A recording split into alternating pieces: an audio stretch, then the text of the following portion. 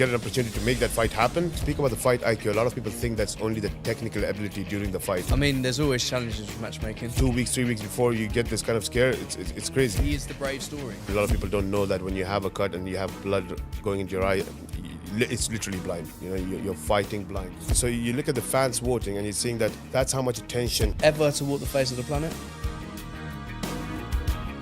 Yeah, what a crazy year. There's so much to go through. I want to discuss about 2024, but before we get into 2024, I just want to recap a little bit about 2023, how crazy the year was from a matchmaking perspective. How was what was the challenges that you faced from the fight cards, the fighters? Because there's so much things. I think we had 93 fighters making their debut in 2023. Wow. That's insane. That is insane. I mean, there's always challenges with matchmaking. Yeah. Probably the reason I got no hair, to be honest.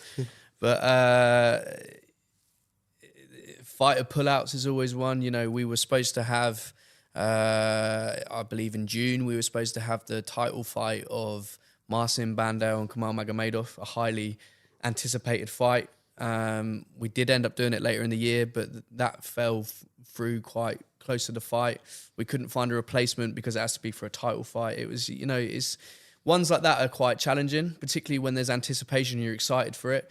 So, I mean, there was nothing out the ordinary of difficulty from a matchmaking point of view. We, you know, the show must go on, and we always, you know, that's when we always let the show go on here, right? So, yeah. Fights like that, the ones that you're really looking forward to, are always a challenge. We had a bit of a scare with the first Shorty and Nkosi title fight. Yeah. When we had a little message from Shorty a couple of weeks out with a big cut. That was scary. Yeah. That was potentially a little bit nervy.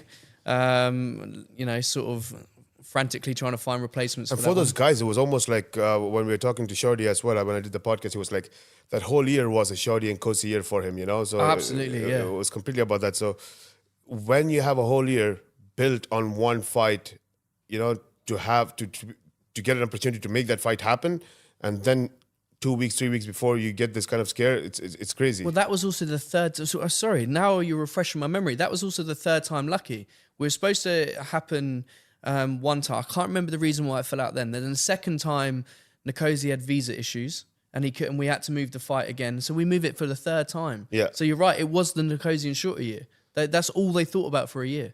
Yeah. So it would have been worse when you got that news from Shorty that this is happening. You know. I probably never have made it ever again.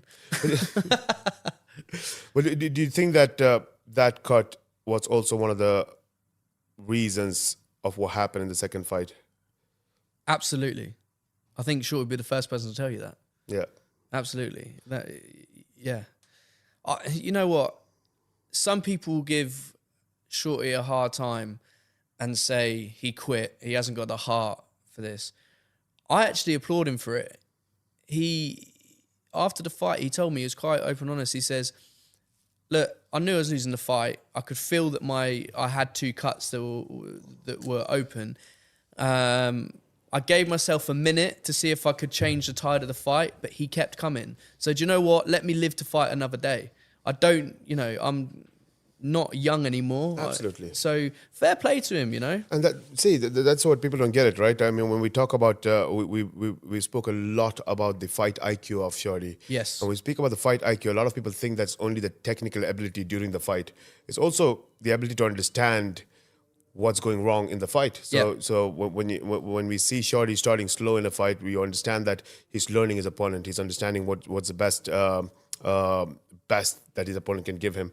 But at the same time, that also goes into this idea that I know what my weaknesses are, and if I see something not going right, I have to acknowledge it. And if you don't acknowledge it and you make the same mistake over and over again, then what's the benefit of saying that he has a good fight IQ, you know? And I think when he had a self-awareness when he got the cut and he had all those... 2 cuts, it was 2. Yeah. Yeah. And you're blinded, you know? Yeah. And a lot of people don't know that when you have a cut and you have blood going into your eye, it's literally blind, you know? You're fighting blind. And there is no point of fight IQ if you're fighting blind and you think that I can still do it, you know? And that would be stupidity. Particularly against the Nkosi that turned up that night. What a performance! Yeah. Yeah. Do you know what? That's watching Nkosi in that fight was one of the highlights of my year. True. Being the fact that he is a born and bred Brave fighter. He started his career at Brave. He went all the way to the title. He missed out on the title in the closest fight we've ever had, title fight we ever had. And then to come back and look like that, it was. I get a bit of goose pimples thinking about it. It's what we're all about, right? He is the Brave story. So that was one of the highlights of my year. Just watching the domination, the to go away from losing and changing that much in such a short space of time it was superb to see. Absolutely, and to be honest and fair, I don't think anyone expected him to turn up different and be able to do anything differently in the second fight, because what was that, 4 months away? Yeah, I didn't. Yeah, nobody did. I thought Shorty would have made the more adaptations and finished him. Yeah. How wrong were we? See, on the fighter side, I just like I mentioned, we had 93 athletes doing their debut in 2023, so that itself shows the amount of opportunities that Brave has given to a lot of athletes that's out there. Like you mentioned, and Nkosi is a Brave story, and that's one of those opportunities that an athlete took advantage of, and all the way from starting his pro career in Brave, even before that, being in Bahrain at the Brave International Combat Week, and the importance of that event, like Brave International Combat Week, and that's one of the highlights for me of this year, outside of just the athletes, is to give that platform for everyone around the world. And Nkosi's story, when he mentioned that he didn't know that if this is going to be his career, and when he came to Bahrain to compete at the World Championships at the Brave International Combat Week, when he saw the event and he saw how important this is and how big this is, the magnitude of it, everything around it, from the glamour to the importance and the opportunity that he saw just being here, and competing in it, that changed his mindset. And look where he is today. He's a champion. So for me, 2023, to be able to introduce Brave International Combat Week into 3 different continents, I think it is a milestone that we always want to. And I think that that's going to bring a lot of Nkosis into not just about Brave, it's just about getting them achieving their dream, realizing it, and being able to reach the highest of their potential.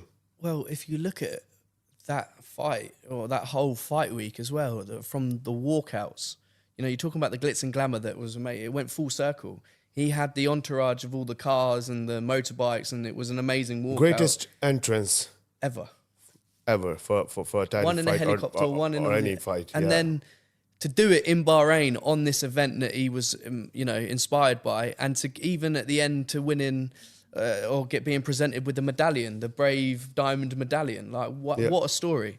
Absolutely, what a story! Absolutely, and for me, watching that entrance of these 2 fighters, I was like, I've never seen that. I've been in combat sports all my life, and I've never seen an entrance like that. And all credit to the organizing team of Brave and International Combat Week. I think that's something that deserves for that fight to have that kind of entrance. But also the first event, if I'm not mistaken, the first event happened at the Brave International Combat Week in Pan American Championships. Yes, the first one ever. The first one happened there, and it's interesting that he started his career thinking of making this a career at a Brave International Combat Week, and then to compete and fight for the title against in two international combat weeks. Absolutely, yeah. You think about it. Yeah, to go. Yeah, that's amazing. I mean, those are the kind of stories that I'm always proud of being a part of Brave, and know that these kind of stories, that there's something behind it, not just the fights, but something much more behind that. Even for Shorty as well, for Shorty and Nkosi fighting, and how he represented the amateur ranks, and he's one of those first guys, the pioneers of what he's achieved in the amateur ranks with Wasn't IMMAF. he double world champion? Yep, he was.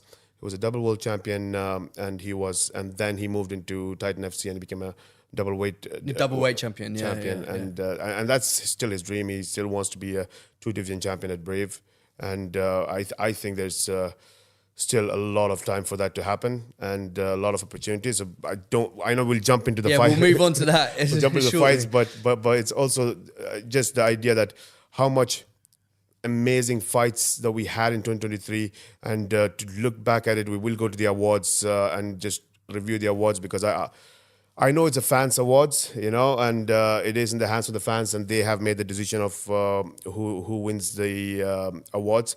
But I do think that there's a lot of credit to be given to some other nominees in that, and I want to get your thoughts on what you think about each awards and what would you have given if you were voting that it was in your hands. But yeah, I mean, the amount of athletes that were competing, the amount of fights that we had, the fights that we missed as well, the fights that couldn't happen. And that's something we can look forward to in 2024. And that's the beauty of the whole thing. But as Brave, a successful 2023 to wrap it up, like we said, Brave International Combat Week, we expanded into 3 different continents in 2023. But at the same time, for me, I think what we've done in European continent, that has been a huge highlight for me as well. And I think we're going to go to a lot more European countries this year. We've traveled to 13 countries in Europe, hosted events in 13 different countries. And I was talking to our head of PR, and sometimes Brave is doing so much, so fast, so quickly with the goal of development that we forget what are the records that is being built, I was looking at it, and he was telling me that if you look at the history of Brave, we've actually covered 70% of European continent in terms of athletes coming from countries. Wow. And I think in Europe now, I think for Brave, it is the most hosted continent. Events have been hosted in the most countries is in the European continent. And I think that's an interesting market. Well, also the world. Yeah. 30 countries this year. Oh, yeah, definitely. We're also globally the most Globally, represented. definitely. Yeah. The more, Talk about milestones. Absolutely, right. And it all comes down to the opportunity. I think when we say that we're the most global mixed martial organization that's out there, now the truth is revealed, and it is not something that is being spoken for because we think we are. It is clearly out there on the paper that nobody has traveled. Yeah, absolutely. Traveling to 30 countries, I mean, doing that it's not easy, but it's so much satisfying when you know that you're going to countries that never had an MMA event before, never had an international MMA event. Continents like Africa, where we haven't seen an international organization go into that territory and build those athletes from those countries. I mean, that's for me, when we say the most global organization, the benefit of becoming global is how fast we can build superstars and give the opportunity for these athletes to go around the world and compete and build a new set of fan base for them as well. And most importantly is the development program. So every time you go into a new territory, 3 years down the line, you see the development of MMA in that country, whether it is India, whether it's Pakistan, whether it's Morocco, all of these places, So you actually see that development program, and we're not there just to do an event. We go there, we work with the national governing bodies, sports authorities, national MMA federations, and bring the private sectors on board to make sure that we create that foundation for MMA to grow, to go back again after we build those foundations and to see that growth and to go back again. That's always the beautiful part. And that's why in 2023, when we went back to Colombia, it was a very interesting and emotional side for us to go to Colombia as well as go to Brazil. During COVID, we were like, you know what, we're missing South America, and it's exciting for me that 2023 we were able to go back to put on the show that we put on in these 2 countries. And I think it's going to be a massive, massive market. South America is going to be a massive market. Of course, everybody knows the talent that's coming out of Brazil. But for Colombia, I think there's a lot of talent out there. And putting on shows where you have the Pan American Championships associated with Brave and bring the magnitude of title fights like Shorty and Nkosi, it's something else. It's pretty special to be involved with. To be involved in it's awesome. Your highlight of 2023, outside of the fighters, of course, the fights, we'll get into it, but outside of that, for me, it was, to be honest, I'm always in that, again, going into the European territory, having the largest market share in Europe, it's one thing. But we broke the record of our own attendance with 20,000 in Serbia. I was going to say that I've got 2 highlights, and it is Serbia with that event with the 20,000 people. I mean, I've been a sport fan all my life. I've been to sporting events since I can remember in, you know, some of the biggest stadiums. It's very, very rare you come across an atmosphere like we experienced that night. Yeah.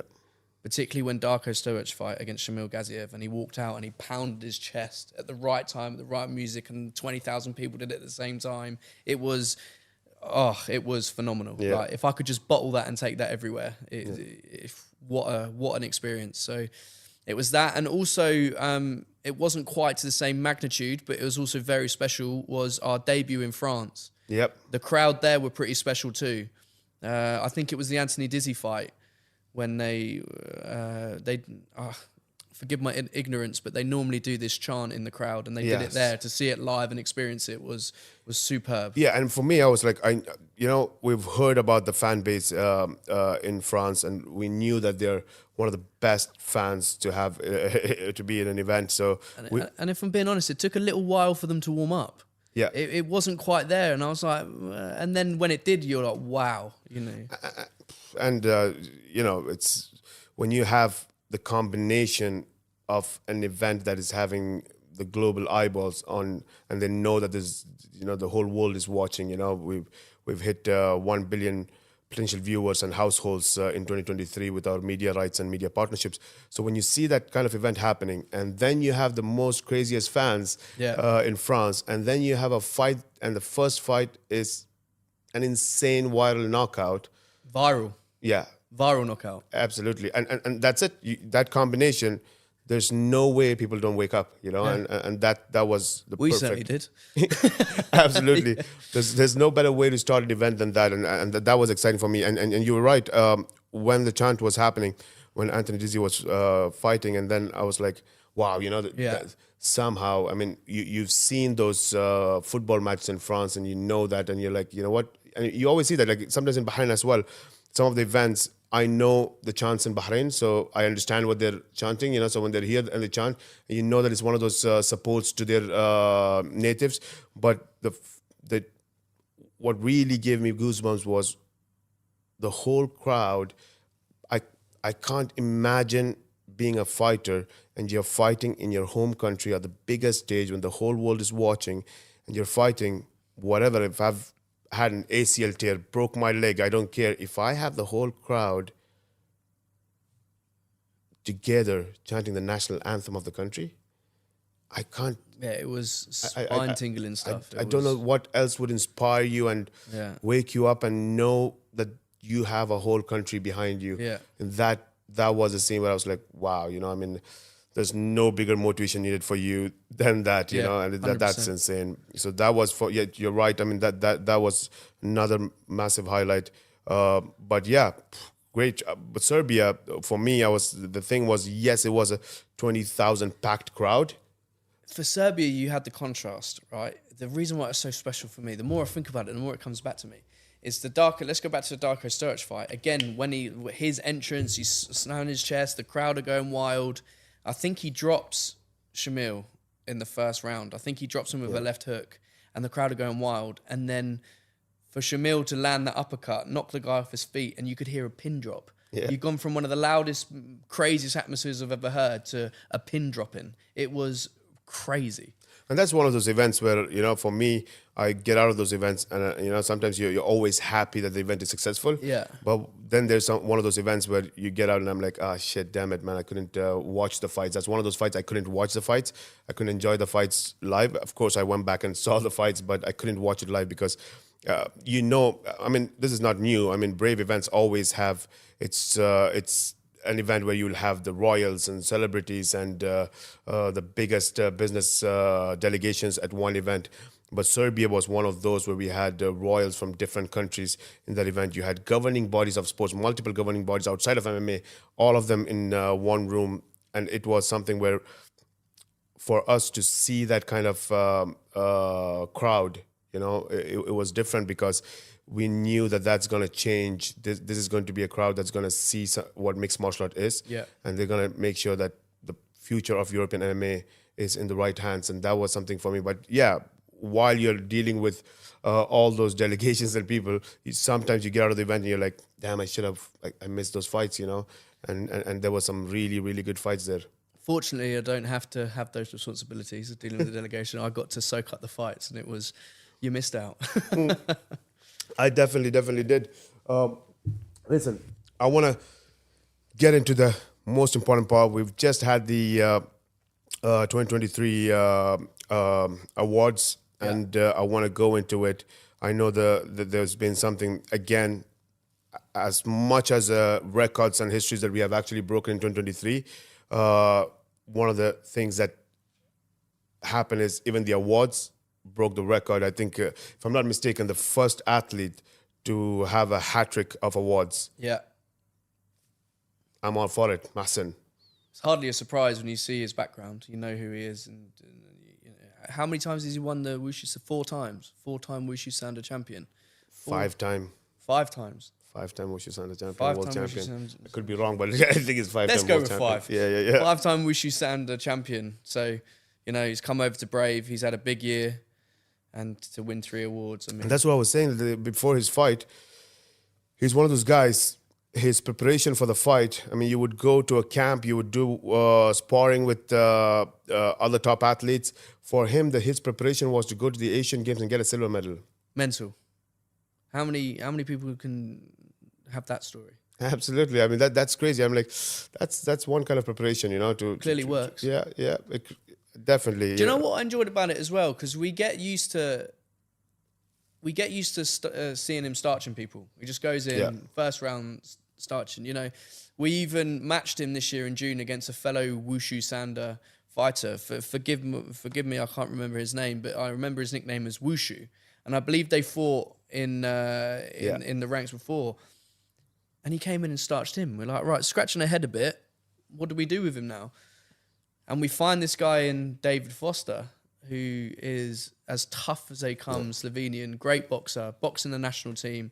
Let's see how this one goes. This is quite big. And it turns out being one of the fight of the year. Yeah.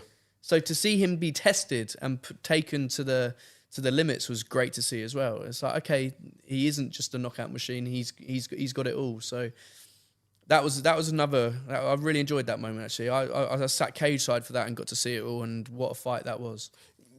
See, I think when you look at Massen and his striking, you know, I mean, you know the skills of Wushu Sanda. It is fantastic to have that background. A lot of guys have done really well coming from that striking background, you know, because when you have the mixture of striking and takedowns, it just adds that very important element that we've not seen in the training. So even when you look at the traditional way of mixed martial art training, you're looking at the striking side, you're looking at the grappling side, and then you're looking at the transition, which is the MMA side of things. But if your striking already had that striking and a half of MMA already, where you have the striking and you could do the takedowns, I think that's something that Wushu adds a lot into their game. So for them to... they really understand how it is to fight backwards. They really understand how to use the speed and power at the same time. And that's something that a lot of people you see in the striking side of mixed martial art. You'll see either from the Muay Thai kickboxing world, which is fantastic, but then they have those crazy power in their kicks and their punches. But then you put themselves into a risk where you could get taken down with, you know, committing 100%. And then they don't commit 100%. And then you see those lazy kicks and lazy punches where we see a lot of guys injuring themselves. And one of the things we when we spoke about the fracture of Anderson Silva and Hussein Ayad when they had their shins fractured, a lot of people say that it is a lot to do with the lazy kicking, you know. So when you kick with the flat part of your shin and not the sharp part of your shin, that's, you don't twist that hip a little bit more than you should be. You know, you should get it parallel and be perpendicular to the other person's thighs or knees or calf, and then the check would not affect you so much. And but then how do you combine them together, speed and power? And that's when you see Massen coming from the Wushu background, because they know the takedowns are there. It adds a lot of value that I don't see a lot of people talking about it from the technical perspective, but I think that Wushu Sanda adds a lot of value in terms of how to generate power and speed, because they're so very, all their life they've been working on worry about takedowns. That's going to be there.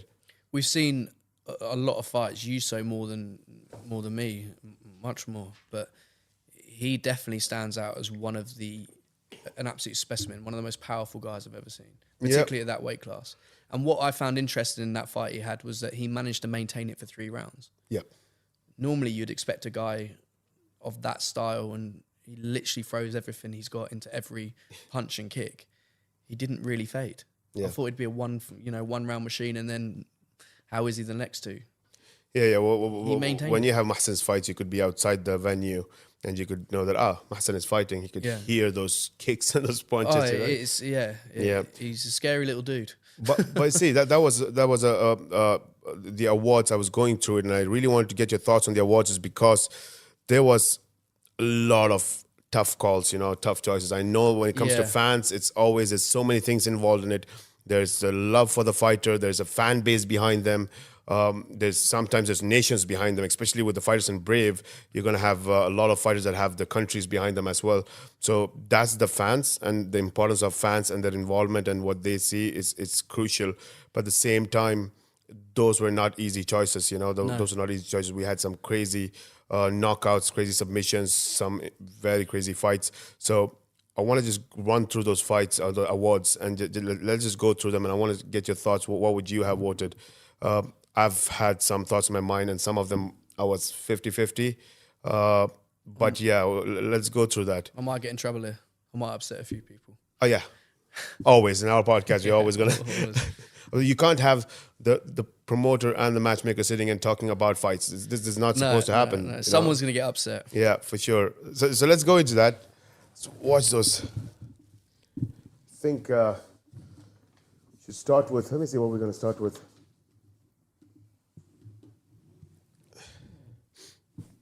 We got Fight of the Year, Fighter of the Year, Submission of the Year, and Knockout of the Year, right? Breakout Fighter of the Year as well. All right, what do we got? Fight of the Year. Fight of the Year. Okay, let's go with Fight of the Year. But that is one of the, for me as well, Fight of the Year. It is one of the toughest choices. I agree. In this awards. To be honest, I mean, I could mute that maybe. Hey. Shorty Nkosi, number one. Come on, see that's where I. Well, see that I'm already. We did a whole podcast on this today. Yeah. Come on, man. I mean, Fight of the Year, bro. It's pretty tough not to give it this one, in my opinion. It is. I also don't fancy a ticket to Shorty Airlines, so I'm gonna go with. I'm gonna go with this one. There's another big takedown. You gotta watch the whole thing. I mean, that's the thing. Every time we watch. I know that's just a tease. What have we got next? There is a pounding on the ground right now. This, do you know what? This was also a great fight. This was where Randy Fabian came back from the dead. Absolutely. In Bali. Yeah. And I remember that was crazy when I was sitting with the head of federations of MMA in Indonesia, and it was a tense moment. It was tense. This is the fight we were talking about. The winner, Mohsin versus the winner. Foster. This is the winner. Foster, yeah. Yeah. Listen, that's this kid, David Foster. As tough as they come. For me, that's a real Rocky story. Like, his story is unbelievable. Yeah. Listen, this is the most underrated of them all. I mean, this was a serious fight. It was a great fight. He's Lutabach. Lutabach is obviously Lutabach. We all know how good he is, but oh man, Gustafsson is just so strong and so tough, and he gave him some real problems. Just got stronger and stronger. And stronger and stronger, yeah. Right. And at a weight class where Jordan was fighting up, so the weight wouldn't have affected him as much, so he wouldn't have faded as much. Gustafsson was impressive. Yeah, and that, for me, when I look at all of Jolton's fight, I think that was the toughest he had. Absolutely, I think he'll say the same. Yeah, and that's certainly in Brave. That was one of those fights we should like. I would be happy to see that fight again. That kind of fight. I'd be happy to see that Jolton Gustafsson fight again. I mean, it's insane how good that fight was. But see, that's the thing. For me, when you look at that fight, we're just watching the highlights. But you don't often say that either. I don't, yeah. But you look at the highlights, and I'm like, that was. I mean, the Shorty and Kosi fight, 100%. I mean, that fight was 5 rounds. It was everything that you could think of. There was a technical side to it. There was the fight IQ side to it. There was The controversy, controversies. Absolutely. I mean, there's still the podcasts, the debates and fight week between the commentators and the fighters, the management team. that was one of those fights. The friendship turned to rivalry, right? Like, Yeah. like everything was all good and nice, and two nice guys coming in, and then there was so much conversation about that fight and difference in opinions that it started triggering these guys themselves, and they had their opinions, of course. But yeah, I think. Listen, I think. The winning, the award did go to Mahsen and Foster, which was a fantastic fight. And I think that David Foster, he showed what he's all about, his heart, Absolutely. resilience, and how tough this kid is. And it just really tells a story of when I say he is the real life Rocky story. And I was saying this in Slovenia as well when we did the announcement. We had the press conference, and I was telling the press that everything that you want to represent your country and what the heart of Slovenian people are, David Foster truly represents that, and not just outside of the cage, but inside of the cage as well. So he's definitely made that fight one of the best fights. I think he truly stamped his name in global MMA as well. Because if I'm not mistaken, he's only really fought in Slovenia. Yeah. And he came out and fought, a 5-time Wushu Shanda champion from Iran on the global stage in, Bahrain International Combat Week. Not many people would take that fight. Not many people would take that fight, and he came in confident as ever and really stamped his mark on global MMA. So we can expect to see him some more. See, I'm happy that Mahsen and David Foster was the award-winning fight of the year. But my opinion, I'm also between. For me, I would have had the Lutabach Gustafsson fight and Nkosi Shorty fight. But I think I lean towards the Nkosi Shorty because of everything, the magnitude of that fight it was. It was an international combat week. And sometimes some fights are great not only because of the fights, but everything behind it as well, right? And I think the Nkosi Shorty fight, there's so much behind it, so much pressure behind it. It was a vacant title. It was two guys fighting at the IMMAF Pan American Championships, representing what the grassroots development is. So much things going on behind it, and I think that all, when you put all of that together and a title fight, I'm slightly leaning towards Nkosi Shorty as my fight of the year. I wouldn't have an argument for either that fight, the Nkosi and Shorty one, because of you're right. You summed it up perfectly. The debate we had, I still don't think we agree. And you still think Nkosi won the first fight? Yeah. Oh, that's sad. Really? I knew that would work. Oh, but you didn't watch the fight again, I think. I did. You did? How many times did you watch it? I think I've watched it 2 or 3 times. What was going on the other side? Did you watch it at home or by yourself? I must have been distracted. You definitely was. You weren't paying attention. We're not doing another podcast of that. Yeah, okay. Let's move on. Let's move on. And the David Forster and Mohsen, like I said, I sat cage side for that, and not many fights have gripped me that way. I've seen a lot of fights, and not many have gripped me the way that fight did. So I'm happy with either of those 2 choices. The other 2 fights were amazing, but those 2 for sure. You got a vote. Your fight. I got a vote. Fight of the year, yeah. Shorty Nkosi. All right. Yeah. Yeah, definitely. I mean, that deserves it. I mean, like you said, it could have gone either ways. I don't mind whichever fight got that award. But yeah, Shorty and Nkosi, I think there's so much more added to that. Yeah, absolutely. And I think we speak about France, we speak about the power of Mahsen, and that's where the next awards, I think we have to go to the Knockout of the Year awards, and you had all of that mixed in, which made it another tough choice.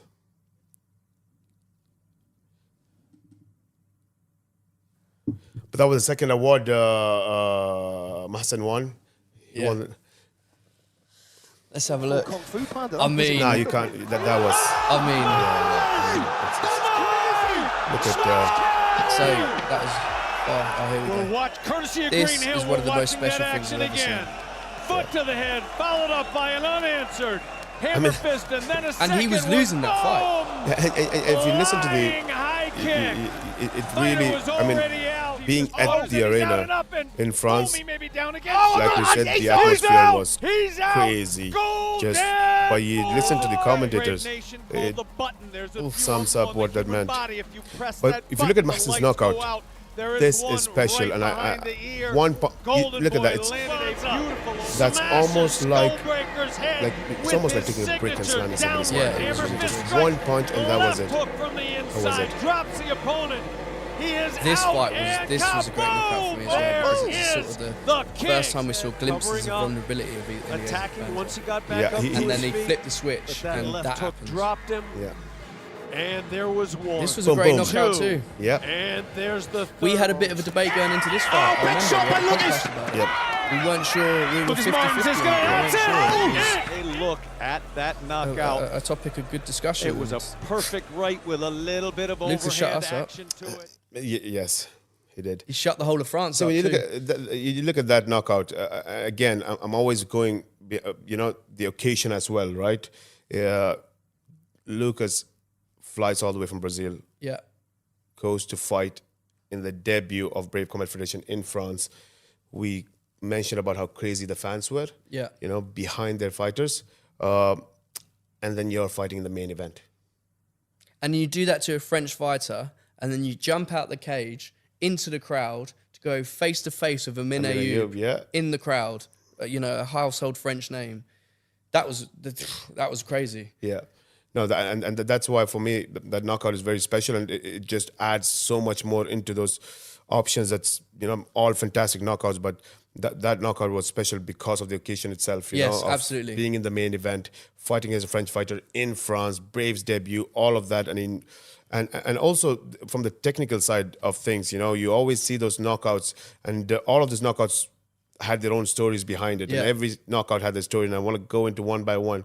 But then you're looking at the striking skills of Lucas Martins, and he's always been known for a little bit of old school striking techniques where he focuses a lot on combinations. It's not about picking those jabs. Or it's not More old school Muay Thai kind of. His base Yeah. is Muay Thai, right? Yeah, and he sets up those basic combinations, Yeah. and you're like, stick to the basics, and it's always going to work. And then you see that left uppercut and right straight, and you're like, the most, those combinations that you can actually been taught in the gym all the time, and you keep repeating and you keep repeating. And you saw the speed and the way he executed that was simply like hundreds and thousands of hours of repetition Yeah, absolutely. of those combinations on the pads and Picture mitts. perfect. Picture perfect. And that was the thing. But again, And to a guy like Ilias Dejeron, yeah, whose defensive prowess is phenomenal. One of the best we have in Brave. right. Absolutely. But again, that was fantastic, the occasion, everything. But to not have lights out was where I would put that in a different category. Yeah. Against when you see a guy throwing a brick at somebody's face, And when you look at Mahsen's knockout, it's, just literally you take a brick and slam somebody's head, and you know what the outcome is going to be. There's nothing to discuss. And he was so much smaller. Yeah. That's what blows my mind about Mohsen, that he doesn't cut much weight. He walks in at lightweight as a lightweight. He fights at lightweight in Wushu Sanda and has to make the weight 4 times. He doesn't cut for MMA. Yeah. He just walks in as he is. He's not a big dude at all, and he's fighting these monsters, and it's just lights out. Yeah, and that's one of those things that they always say, that there's sometimes you throw your punches and it clips your opponent at the right at the right time. Everything was timing, and everything came at the right time, but you haven't realized it a little bit. You're like, should I follow up? Should I not follow up? But then there's a knockout, and I really think that no complaints of Mahsen winning the knockout of the year, because that was that fight where that I'm going to take a baseball bat and slam somebody's head. I'm not going to slam and think, should I slam again?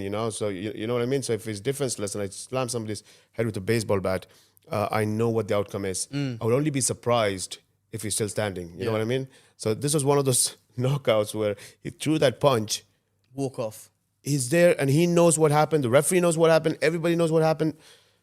It's done. I mean, What a he feeling was out. that must be. Yeah, and that shows how powerful his punches are. You know, I mean, everything he throws with 100% power, and I still think that a lot of people fighting with Mahsen has to realize that he's a scary fighter. Not from the skill side, just if you just take the power, Yeah.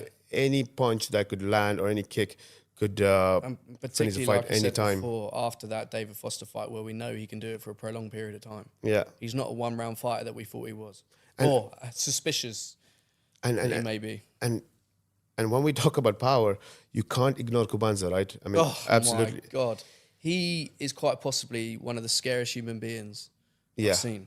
Yeah, and so there's one thing knocking somebody out, and there's another thing knocking somebody out while you're moving backwards. Yeah, You know, you ask any striking coach, you know that the power generated yeah, is planting your feet on the floor, getting all that power from the floor, take that energy and throw the punches. When you're walking backwards, you might not have that much power to generate when you're throwing punches. But I mean, that's picture perfect. You know what? For me, I'm going to go with that. I'm going to go with Cubanza. My As your vote is number done. one? Yeah, thinking about it now, it's insane. I mean, it is insane. yeah, because you walk backwards and that's something I want to clip that video, and that should be an educational video, an instructional to anyone in the MMA world to realize that I've always spoke about this, that, you know, I come from a striking background. When I was young, I used to train, and I loved the striking side, and I always thought that there's not many fighters in mixed martial art in the world that could actually fight backwards. You see the likes of Anderson Silva, you see the likes of Conor McGregor, few people. I think you could count on your fingers how many people are there who could actually have that striking skills that could fight backwards that well. And Cubanza, that technique was beautiful because you're seeing your opponent moving into you, rushing into you, you're moving backwards. One, you give respect to the punching power that he could generate, the power he could generate while he's moving backwards, but at the same time, the technique, when you teach someone what a check hook is, you can take that clip and teach them what a check hook is. That's one of the best check hooks I've ever seen. And how to execute it, and that was perfectly... Although I will add a caveat. Yeah. Not everybody's Eliezer Cubanza. Right. Not everybody's 90 kilos can do a standing backflip into shadow boxing. Yeah. Like, this Absolutely. guy is... Just, I have no words. Really. And especially when you have your opponent rushing in with the punches. Yes, he rushed in, and but he rushed in also for a reason, because he almost dropped Cubanza. Yeah, he was hurting him. He was, yeah. And Cubanza's willpower just didn't allow him to, get dropped. That was it, and so for his opponent to rush and throw those punches because he knew he could hurt him, he hurt him, and he want to finish that fight. And at that moment, to get that timing right, to realize that, yes, he thinks I'm hurt, maybe I am, but he's coming in, time it, move it, throws his right, he pulls that, goes to the left, pivot, check hook. I mean, yeah, I think... it was beautiful as well, because that fight had a lot of hype to it. Well, a lot of unknown hype to it, so to speak. You talk about challenges in this role. One of them's not only matchmaking, it's handling people once they're here. Yeah. And there was a fair bit of animosity between the two. They almost had a fight at lunch, at dinner after the face-offs. The face-off was intense. You had to jump in and try and keep them away. These two hated each other, and they still do. Like, this hasn't settled anything. If anything, it's made it worse, right? Before the fight, even when they're having their hands wrapped, they were going at each other in the locker room. We had to go in and calm them down, So for it to then... And I'll be honest, Adel Ibrahim was the underdog, but he was so confident and was trying to fight him at all opportunities. You're like, this guy might have something. Yeah. Then he came out and troubled Cubanza, and then for it to end like that, it was crazy. It was crazy. So that gets my vote as well. No, absolutely. And there's a lot of belief, right? Like, you look at where Cubanza comes from and Adel Ibrahim comes from. I mean, if you look at the camp of Adel, everybody had 100% faith in what he's capable of doing. Absolutely. They came so confident. Yeah. And that's when you look at the Cubanza's camp, they were 100% confident of what he's capable of doing. Yeah. I think that had a lot to do with the sparks that was going on between them, that they both are 100% confident from the weigh-ins that I'm going to take this guy down. He's the hype train. And the other fighter was thinking of the same. And that's where you see the reaction of Kubanza's fans back home sitting and watching it. That was really always great to see. Always great to see. Always great to see. It's insane. I mean, knockout for me. That knockout of the year, I would give that. But no question, we spoke about the France event and all of that stuff. But the Levy's, what do you call it? A double roundhouse kick? Flying double kick? I don't know. Yeah. So it was flying switch kick. I'm glad someone knows what they're talking about. Flying switch kick. Yeah, I think that was which martial art? Because every martial art you'll have different names for it, right? So you have flying switch kick. Let's do that. Flying switch kick. But it was a flying switch kick. But that's the knockout that actually caught the crowd, and everybody know that. Okay, the whole night changed after that. Brave Combat Federation has started, and we're here in France. Absolutely, and it just went up a gear from there. Yeah, and of course, I mean... And he was losing that fight. He was losing. Yeah. He got dropped. He was getting beaten up. And then they separated. He just comes in with that. It was like, what have I just seen? And while you're there at the event, you see that craziness that happened. And that's why I say that the fans went crazy. We went crazy. The commentators, you listen to the commentators. I mean, you listen to Phil and Kirik. You can always rely on those boys. Yeah, and that, that reaction is what was all our reaction, really. We just couldn't react that way. Yeah. But the whole world who was watching that event got that reaction, what was going on there. Yeah. But I felt like, what, would that really happen? It's there.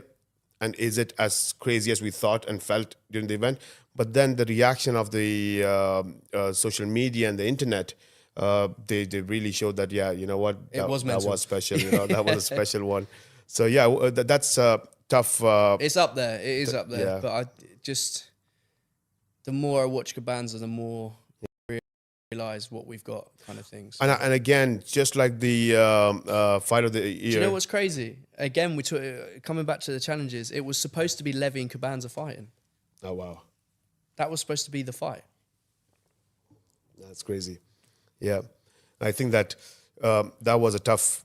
I think, like the fight of the year, it was tough to choose. All of those knockouts had its own stories. But I'm no question if the fans chose Mahsen's punch, that was the cleanest punch knockout, So there's no question about that. I'm certainly not mad at it. Oh, absolutely not. But... Like, if you had gone to any one of the four, I'm okay with it, Yeah. So I get why the fans saw that punch as the one that they've decided to vote for. But Cabanza, when you look a little bit more into it, for me, from the technical side, I think that was so much more special when you're walking backwards and doing a check hook, So it's something that you don't see every day in the mixed martial art world. Yeah. And that's something that's interesting. But from knockouts, I think we should go to submissions.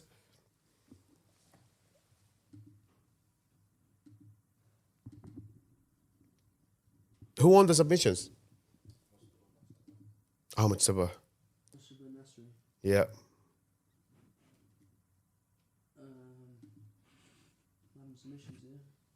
Technical issues. Yeah. Got access to all his passwords now. Standing guillotine, man. That was a good one. Yeah. That was all. See, they're all so tough. It's always nice to see a standing guillotine. Yeah. And good for him to come back in that fashion. Yeah, absolutely. And that was smart. We go for standing guillotine. He walks him to the cage to make sure that there's nowhere else to go. Yeah. Squeeze that, So yeah. That was aggressive. And this one's the winner. Nasiri. That looks so tight. Head and arm choke. Nah, fantastic. Listen. Couldn't even defend it either. No, he tried everything. And asleep. He tried everything. That was, look at that. Textbook. Yeah, wow. Luis got a knee bar. That was a good transition. It was lovely. That was lovely a good transition. Yeah, lovely. He's got it all, this So kid. hard to see. This one was quite special for me. See, for me, that's the armbar, Jack Grant's armbar. I think what makes it very special is that you always have that submissions. The beauty of submissions is the idea that it's not about you're stronger, you're more powerful, and you're outstriking the guy.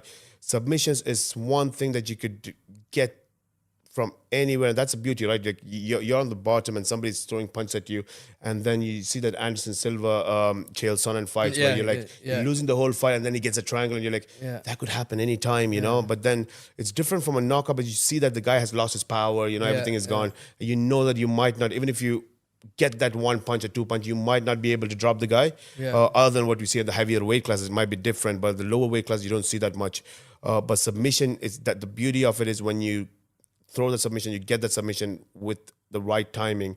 And when you get that submission, when you have an armbar at 4 minutes, 59 seconds. Mad.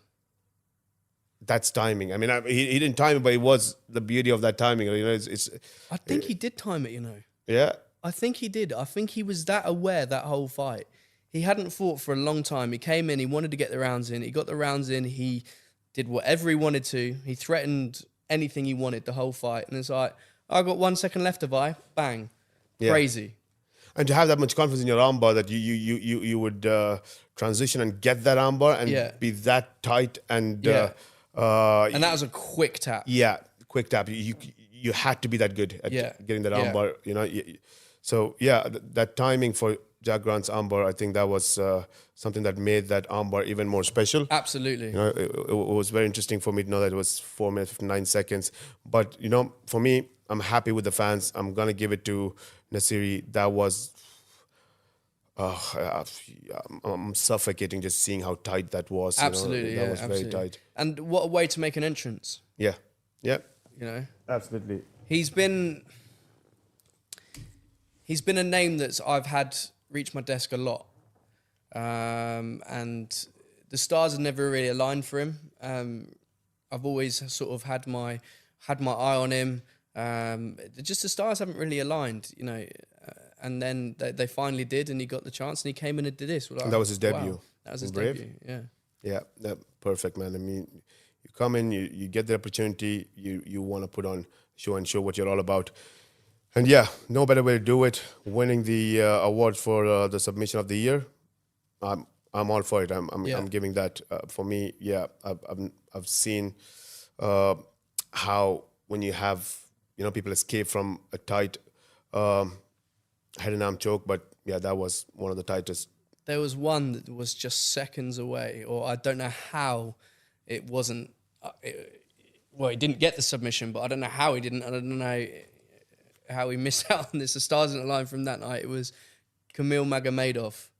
Yes. When he got Kubanic back in that rear naked choke in the lightweight championship in Serbia. How he didn't get that choke, or how Kubanic survived that, blows my mind. Yeah, I mean, I think he got it.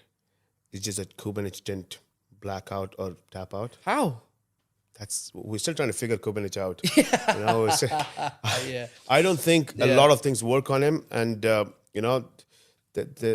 we need to explore this guy a little more. I mean, he should be sent to a science lab with Kubanza. With Kubanza, like, get them in together and find out what's going on. I mean, when you talk about mental strength, man, I mean, there's nothing that you can compare to Kubanic. You don't see many people that come from with that mental strength, and we always spoke about that passion he has for everything. If he wants to get a belt from you, he's gonna come and get the belt from you. Oh, absolutely.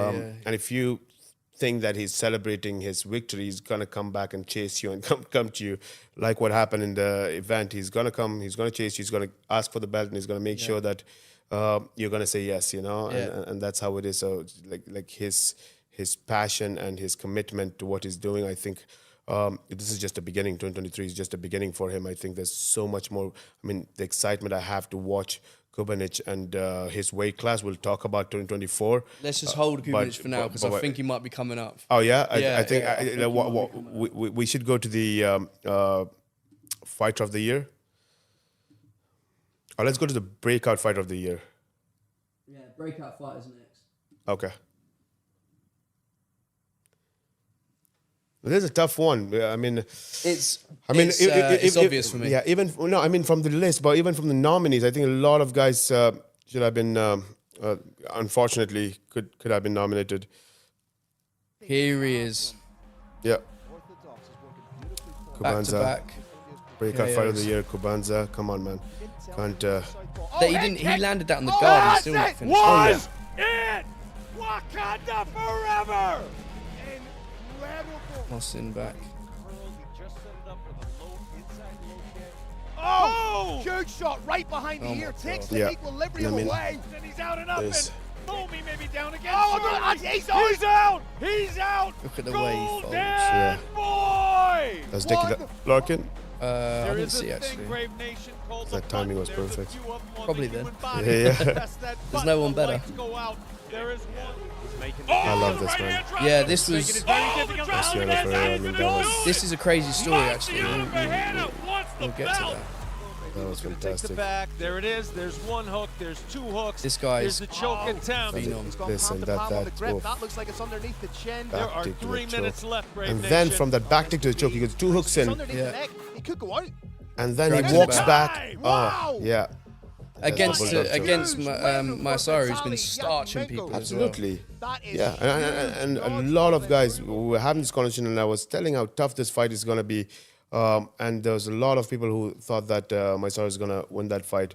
And definitely, Maisara, he's got the potential to win that fight, no doubt. You know, I mean, he's an animal, and I think that he's going to come back way more stronger than his past. And this is going to be a big experience for him. That loss is going to teach him a lot more than anything that his gym or his training camps have taught him, and that's going to be It's the going to real raise some. wisdom. It's going to raise some questions that he needs to answer. You know, Absolutely. and which is only going to make him better. Yeah, and yeah, I mean, he's reached to that point that he's gonna be fighting against the top guys in the flyweight division, and there you are, you know, and he knows what it takes to be competing at that level. And I think sometimes we always say that it's better to have, you know, have a loss in your career early, Yeah. you know, than one of those most important Yeah. fights of your life. And I think there's a perfect time for Maisara. He's young, he's growing, and this loss is gonna teach him a lot more of where he's going to go in the future, you know. So I think it's going to be a lesson of wisdom for him, and it's going to add a lot of value for him in his career. But Vitaly, I mean, that was insane. I mean, I think was that in the submission of the night, submission of the year nominee? No, Come on, that should have been nominated. that should have been nominated. Yeah. Well, can we appeal somewhere? Yeah. You know, that should get the nomination. But that's the thing, you know, I mean, there's so much. I mean, if you look at the list of knockouts and the fights that we look at throughout the year, I mean, there's some fantastic fights, and not all can make it to the nominees, you know, and it is what it is. So Good problem to have. it's a good problem to have, yeah, absolutely. So yeah, I think that was a good submission as well. Breakout fighter of the year. And we're talking about this kid as well that made his brave debut on 2 days' notice. Yeah. And then came in and put on a performance like that. Yeah. He's certainly worth the nomination. No, it definitely needs to be mentioned on a 2 days notice. Yeah, that's crazy. So At a higher weight class against a legend of a legend of Indian MMA, Mohammed Farhad. yeah, Not many people would do that no, not at all. on 2 days' notice. And yeah, and he deserved to get that second shot. Absolutely. You know, and he proved. Yeah. You know, he's here to compete at the top level, and he's gonna make it happen, man. I have so much faith in what he's gonna be able to do at the flyweight division, and there's so much tough guys in that division. So I think that's gonna be an interesting 2024 story for that weight class. Absolutely. You know? And it's interesting. So what do you got? Breakout fighter of the year, Who won the breakout fight of the year? Mohsin. Mahsen won the breakout fight of the year. Yeah. For me, no question about it, Ilya Kamanza. Yeah. I just think he's going to be a superstar. I think he has it all. For me, it's him, 100%. No, I give credit to Kubanza. I think he's right there. Again, I think I will go with the fans voting, and I would stick with Mahsen. A lot to do with, for me, it's, I mean, sometimes you see that, the aura around an athlete, that happens. And to be honest, Kubanza have the same in does, 2023. Kubanza and Mahsen, they both had the hype in every fight that they were fighting. There was media, there was talks, there's interest, everything that a promoter would love to have in any fight. They bought that on the table for sure. But at the same time, and then they both performed, and they continued to do that performance. And then you see the reactions of it, and that's where, for me, that little bit of where I would give to Mahsen is from that place where not only that he put on a great performance, but at the same time, it was also the reactions for it. I mean, if you look at the awards for now, if he wins 3 awards, that shows the reaction of what people thought how good he was. And it's I hard think to argue with that. So you look at the fans voting, and you're seeing that that's how much attention he's got from the world. And 2022, 2021, if I asked you who Mahsen was, that was a position where not many people knew who he was. Today, if you're talking about lightweight division of Brave, you're looking at this part of the world, and you're looking at global MMA and what he's now with winning these awards. I think this is that momentum that he's built, and that's something that he's been building throughout the year. So I get that. I wouldn't use the word hype. He's actually walked the walk, So he's shown that he has the power. He has the fight that he can go all the way. Go all the way 3 rounds and stand up against a guy who never gives up. So he's put everything together. He's given you the full package. And at the same time, the world has recognized that as well. And most importantly, I think he deserves it from a different angle. I think he deserves it for what he's achieved in Wushu Sanda. Yeah. And I somehow feels like he haven't fully got the credit of how big of a legend he is in a whole sport. And I think he deserves to get that recognition. And I'm glad that he's getting it now. He's a breakthrough fighter of the year, but he deserves it. He deserves all the awards that he got in the Brave Awards. And I think that that's a little bit why I think I would lean to him over Kubanza. But yeah, I think that was a tough decision for sure. Is he the first ever to get a hat-trick?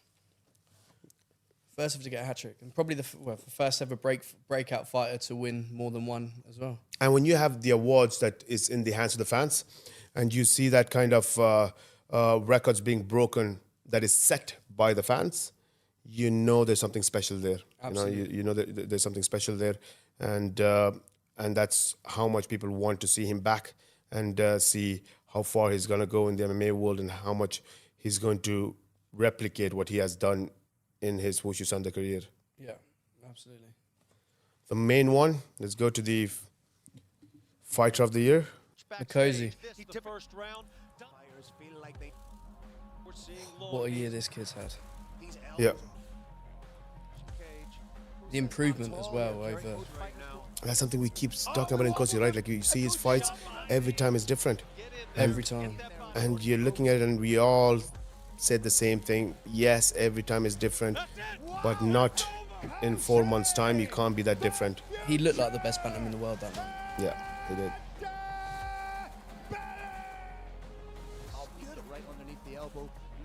Here he is, the main man himself.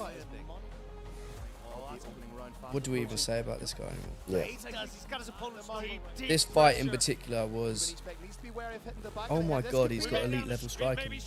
Yeah. Before it wasn't... He could strike, but it was sort of... Yeah. Strike for the takedown. Strike for the takedown. Absolutely. Here he stood and traded. Well, he didn't even trade. He stood and dominated Lucas Martins. No, true. Pavel's a scary guy. Scary? Oh, man. He's a scary and just keeps improving those knees. He just keeps on improving and improving. Look at him. The experiment. There he goes. When we did his wingspan, Yeah. I think it was like 210 centimeters. Wasn't it something outrageous like that? 210. He's literally got wings. Yeah, Louis Caddo's a deserving nominee as well. absolutely. Yeah, definitely. He just keeps getting the job done. You know, he's a bit of a dark horse, I'd say. I mean, if you think about what he's done, like he was one of those guys again who went viral in his debut, right? Yeah, He went viral in his debut, comes in 2023, gets 2 finishes. 3 finishes. 3 finishes in 2023. Oh, no, 2 in 2023. Yeah, Two in sorry. 2023, 3, so- 3 total. Yeah, 3 in total. So, yeah, I think you have, you get that viral moments, and there's so many fighters that do have that viral moments because of whatever the reasons it might be associated with it. And then everybody's like, yeah, I want to see that guy come in again and compete at the top level. And then to come back and get 2 finishes back to back, I think definitely he deserves to be nominated as a fighter of the year. But at the same time, you're looking at Pavel. I mean, you said he's scary, he's serious. When we always talk about heavyweights, we want to picture that Greek god-looking figure, and that's And it's rare you get it. rarely. Yeah, absolutely. I mean, it's not, you don't see much of that. But when you see that, and when you look at Pavel, I mean, yeah, and What I like about Pavel is he's a new age heavyweight, right? Yeah. He is in shape. He wants to be in shape. He wants to look in shape as well. But not only that, the way he fights is a new age. He doesn't do one thing amazingly well. He does everything very well. Right. You know what I mean? He's good everywhere. It's not like he's one of these new fighters which is an MMA fighter. He's not a wrestler that's turned to MMA. He's not a judo guy that's turned to MMA. He's not a Muay Thai. He is an MMA fighter through and through. Yeah. He does it all well. He's one of Yeah. these new age guys coming through. And that's the thing, right? I mean, I know the heavyweight division is always one of those most exciting divisions because you see a lot of finishes, you see a lot of knockouts. But then you're looking at, we always speak from the sports perspective and we say that, but you're looking at the highest level of athletes, who are top level athletes. You see the welterweights, you see the lightweights, where you see the athleticism. And you don't see much of heavyweights that can bring that athleticism and say that guy is a top level athlete, Absolutely. not just a fighter, but a top level athlete, Yeah. And Pavel, I think when you see the guy, he's a student of the game. Yeah. He's always having that mindset to improve. He has so much, like he has that goal that I want to be the world champion, and that's it. I want to be the world champion. I want to be the best heavyweight in the world. King of Brave. King of Brave, absolutely, and that's his goal. And while I was in Slovenia for the press conference, he was there while we were having dinner. He found me after the press conference. He found me, and he didn't have much to say other than, "I want to be the champion." I want to be the champion, and he wasn't saying it for post-event press conference or any of that. He really means it. He really wants to be the world champion, and he wants to fight the best. And he's like, I want to be the champion. Give me anybody, who you think is going to fight me to be the champion, to make me the champion. What do I have to do to become the champion? Put it in front of me, I'm going to do it. And the athleticism that he has, and when I say student of the game, to be able to train with the best guys, to go out there and train with the best guys, with the best gyms, and he's looking for where he's going to get the best benefit and how he's going to improve.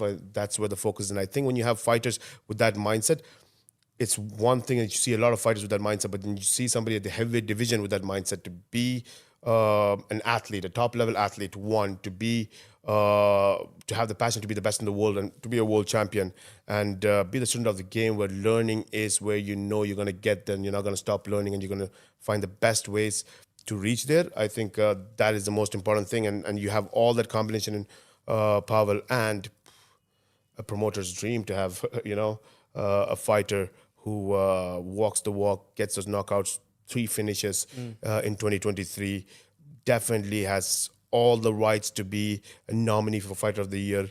3 finishes and all 3 in first round, if I'm not mistaken on that. Yeah, you're right. I don't think he's ever gone the distance, ever.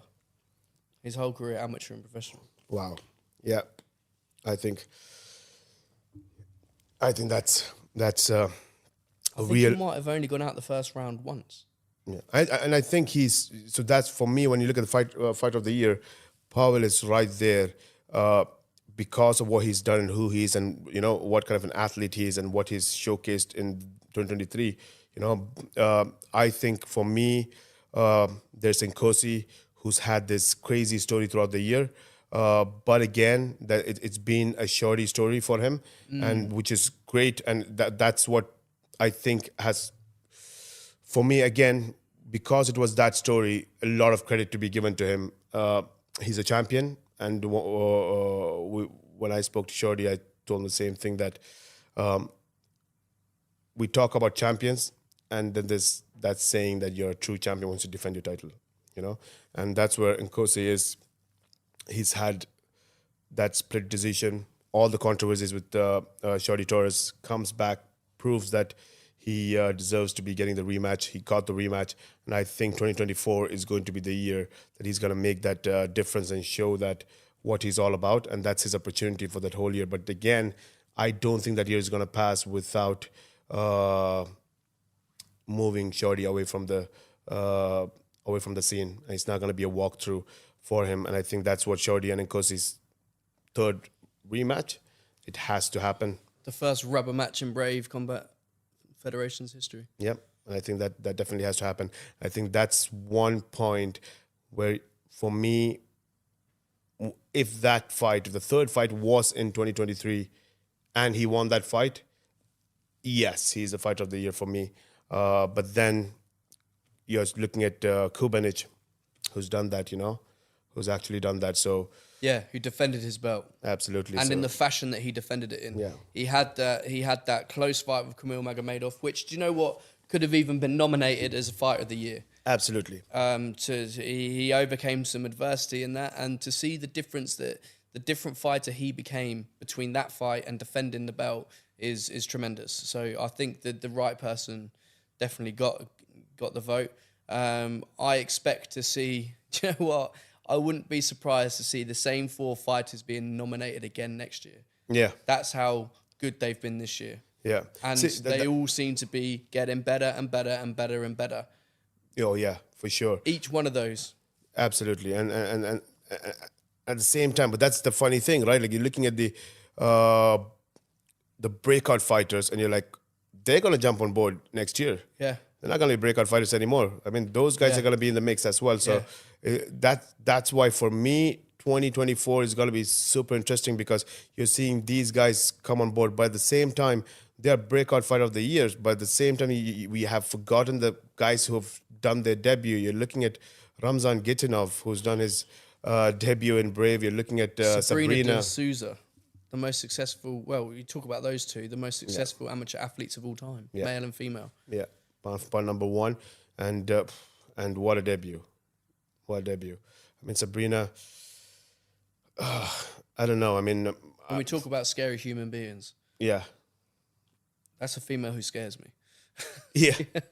She is... And you should be. Yeah, I know. Yeah. You should be. Yeah. That's nobody's going to judge you on that one. I think half the male sparring partners in Bahrain are scared too. Oh, yeah.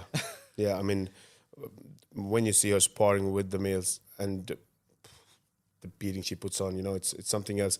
And she's special. I mean... she's a generational athlete. Yeah. And you see Nogueira, when he was watching that fight, I was his Instagram stories he was putting on, and he was like, he's super confident that Sabrina is going to win. But I think that's the challenge that she's always going to have with the level she's at. She's always going to have to do something spectacular. Something like, it's not just a fighter fighting and becoming a champion. When you look at Sabrina at the amateur level, how good she is, she had to do something that's different from anybody else that's done, in the MMA world. So at the amateur level, she had to break every record previously set in IMMAF, and to become, to do something that not many people are going to be able to do in the near future. So she's set her legacy there at the amateur level. And that's, I think, the expectations always going to be for her when she... with her debut as well. I think at Brave Combat Federation and the MMA world, I think the expectations that everybody's going to have with Sabrina is going to be that she's going to not just become a champion. She is one of the best in the world today, if not the best, but she has to do something that nobody's going to be able to reach. I think the challenge is going to be finding people to fight her. Yeah. To be honest, that's going to be the number 1 challenge to get over. Yeah. Yeah, that's always going to be there. I mean, that's you will find that that challenge with Ramzan and with Sabrina, because you're Yeah. looking at what they've achieved outside of the professional side and the amateur world, and you're looking at it and you're like, it's not 7 years, 8 years back now. You know, we're in 2024 now. In the last 2 years, the level of amateurs competing at the IMMAF World Championships and the Asians and the Europeans that you see are top level guys. You know, they're like, and to be competing at that level, fighting 2 to 3 fights a day and having 33 fights, yeah, you better be worried. You know, and you can't just fool around just looking at that pro record and saying that, okay, he's 1-0, 2-0, he's doing his debut. No, you have to study the athlete completely. Yeah. And you are high level athletes when you do the transition. And and I think they deserve to, like when you look at them, for me, going into their weight classes, I think they're already there at the top level to compete at the top level, you know? Absolutely. And there's nothing that we don't have to look at the records of the professional records anymore. You have to combine all of them and where they come from and their experience. I think that's going to add a lot of value. Ramazan's undefeated in 34 consecutive fights. Yeah. Is that right? 34 consecutive fights. Yeah. Sabrina now 17. And there's MMA. And that's not just amateur fights. That's IMMAF. Yeah. They're not competing they're competing in the highest level amateur. True. You're going to the world championship. The best of the world is coming at the amateur level and competing against each other. You don't pick and choose your fighters. You get to fight what's in front of you. In the end of the day, you want to get that gold medal. You're going to be fighting against someone who has climbed that ladder to reach. You find the best in the world every time. Every time, yeah. And that's why I was saying, like, to say that it's 34 fights undefeated is one thing, but people don't understand the seriousness of that statement, you know? Like, it is not 34 fights where I'm fighting 10 guys in, you know, behind a garage or something. There's no padding in that record. No, absolutely not. His whole resume is IMMAF and pro, you know, and he's 34 undefeated fights. Yeah, and that's a crazy addition to the lightweight division, man. I think that's gonna Look out. Yeah, 2024. And that's where. So you're looking at these fighters. You're looking at the breakout fighters. You're looking at the guys who did the debut. It's going to be a crazy 2024 for the promotion, for their goals, as well as for you to make those fights happen and, you know, look at those interesting fights. So there's so much fights that I think, you know what, you know, we've seen fans asking for fights. We've seen fighters calling out for fights. A lot of things happening since our year ended in December to now. We've seen so much stories out there on the social media from multiple divisions, you know. So I'd love to go into few divisions. I don't want to go into all the divisions, but just look at some of the possibilities that we missed out and should have had those fights in 2023 and couldn't make it happen for multiple reasons. And there could be an opportunity for those fights to happen in 2024.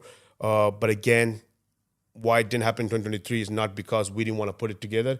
It's because of the reasons, and you never know what's going to happen in 2024. And that's the beauty of the sporting world. That's the beauty of mixed martial art and combat sports, that you could not have a fight happen and be disappointed, but then you could have another fight build up through that, and you never know, you might see another superstar being built through those opportunities. Speaking about that, and we'll start with the lightest first. Yeah. I'm going to say 3 words. The Fighting Irish. Yeah. The Fighting Irish. We now have Gerard Burns come on board. First round knockout when he made his debut in Bahrain. He's joined the flyweight division.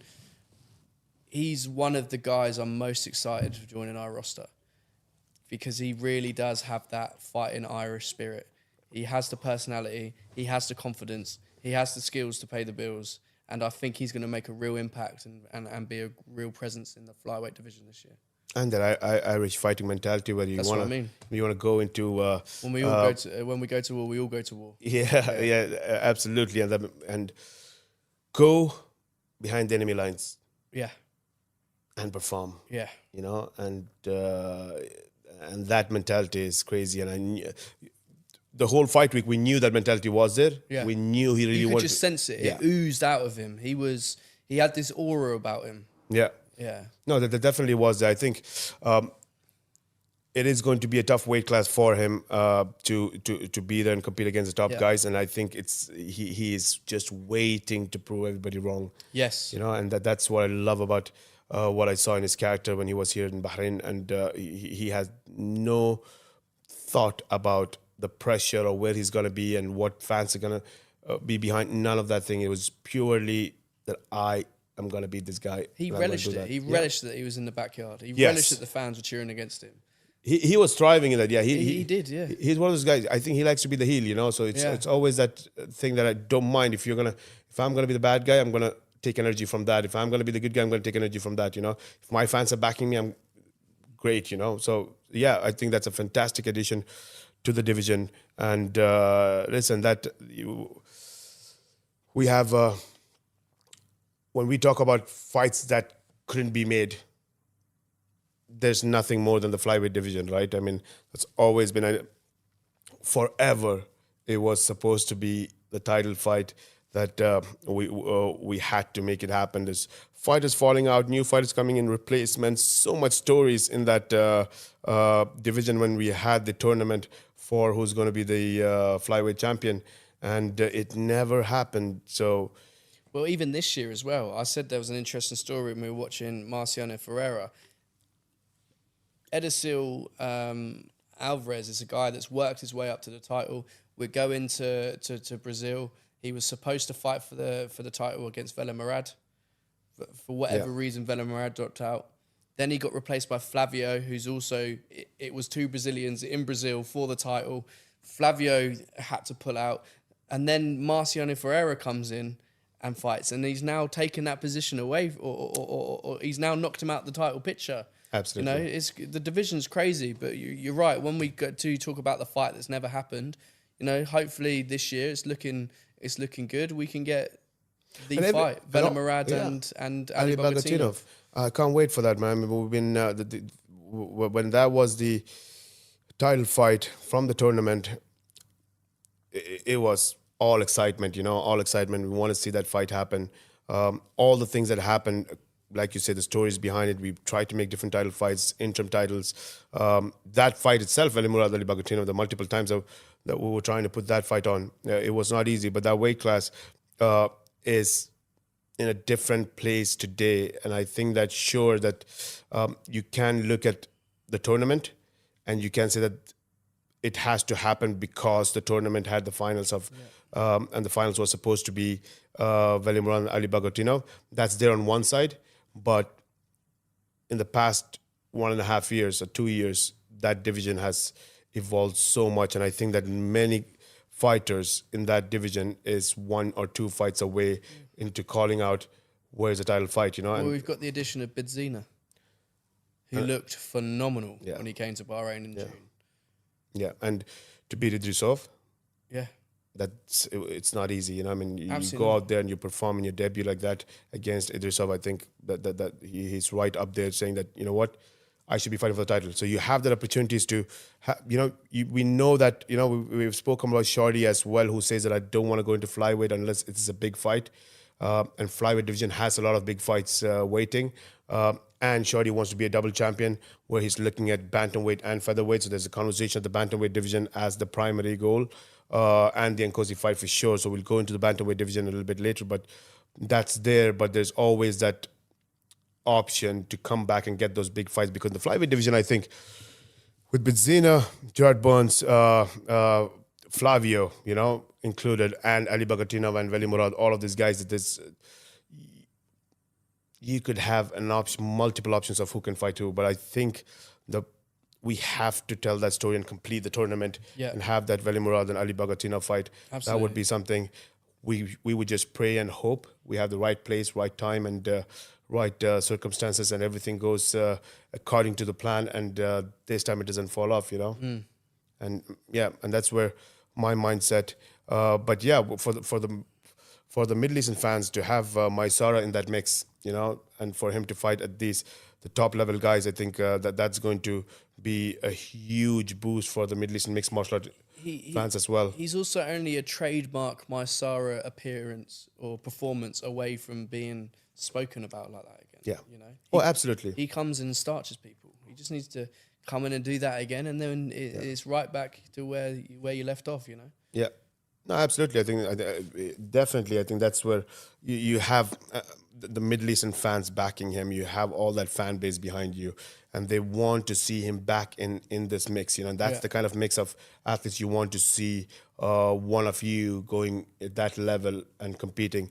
And I think he's going to know what it takes. And I think that's when you go to all the divisions, from the Middle Eastern fans, MMA fans, they have this opportunity to see a Middle Eastern fighter go out there and do what they believe that they can actually put on a performance, you know. And we see that Middle East has become the hub of mixed martial art and combat sports as a whole, you know. And we need to see that Middle Eastern athletes going and performing at the top level. And I think at a flyweight division in Brave, they have Mysara, who's going to go out there and showcase that he's going to carry that whole region on his shoulders. All he lives for is to be Brave champion. Yeah. I spoke to his manager this week. That's all he wants to do. You've got one there. That's why for 2024 I can't wait for my side to be back. But again, Veli Murad Ali Bagatino, hopefully, fingers crossed. I think we should be able to see that fight happen this year. But at the same time, Gerard Burns, Bidzina, Idrisov as well. To see all of these guys come back, I think that flyweight division is very, very interesting, and a lot of fights to be made there, and a lot of interesting, and all of them, not just fights to be made, but it's also all the fights. Whoever you want to match up, it's going to be super interesting fights.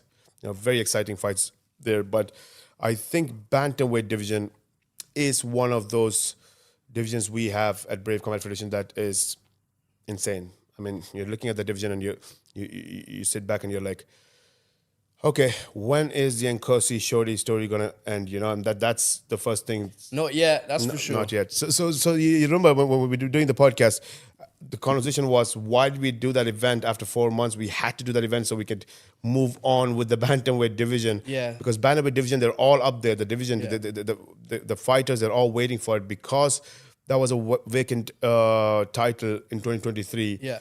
It was a position where like, hey, I should get the title shot, you know? Yeah. So you have the likes of Hamza saying that I should get the title shot. Veli Murad's like, you know what? I'm not getting that flyweight fight. I'm going to move to bantamweight division.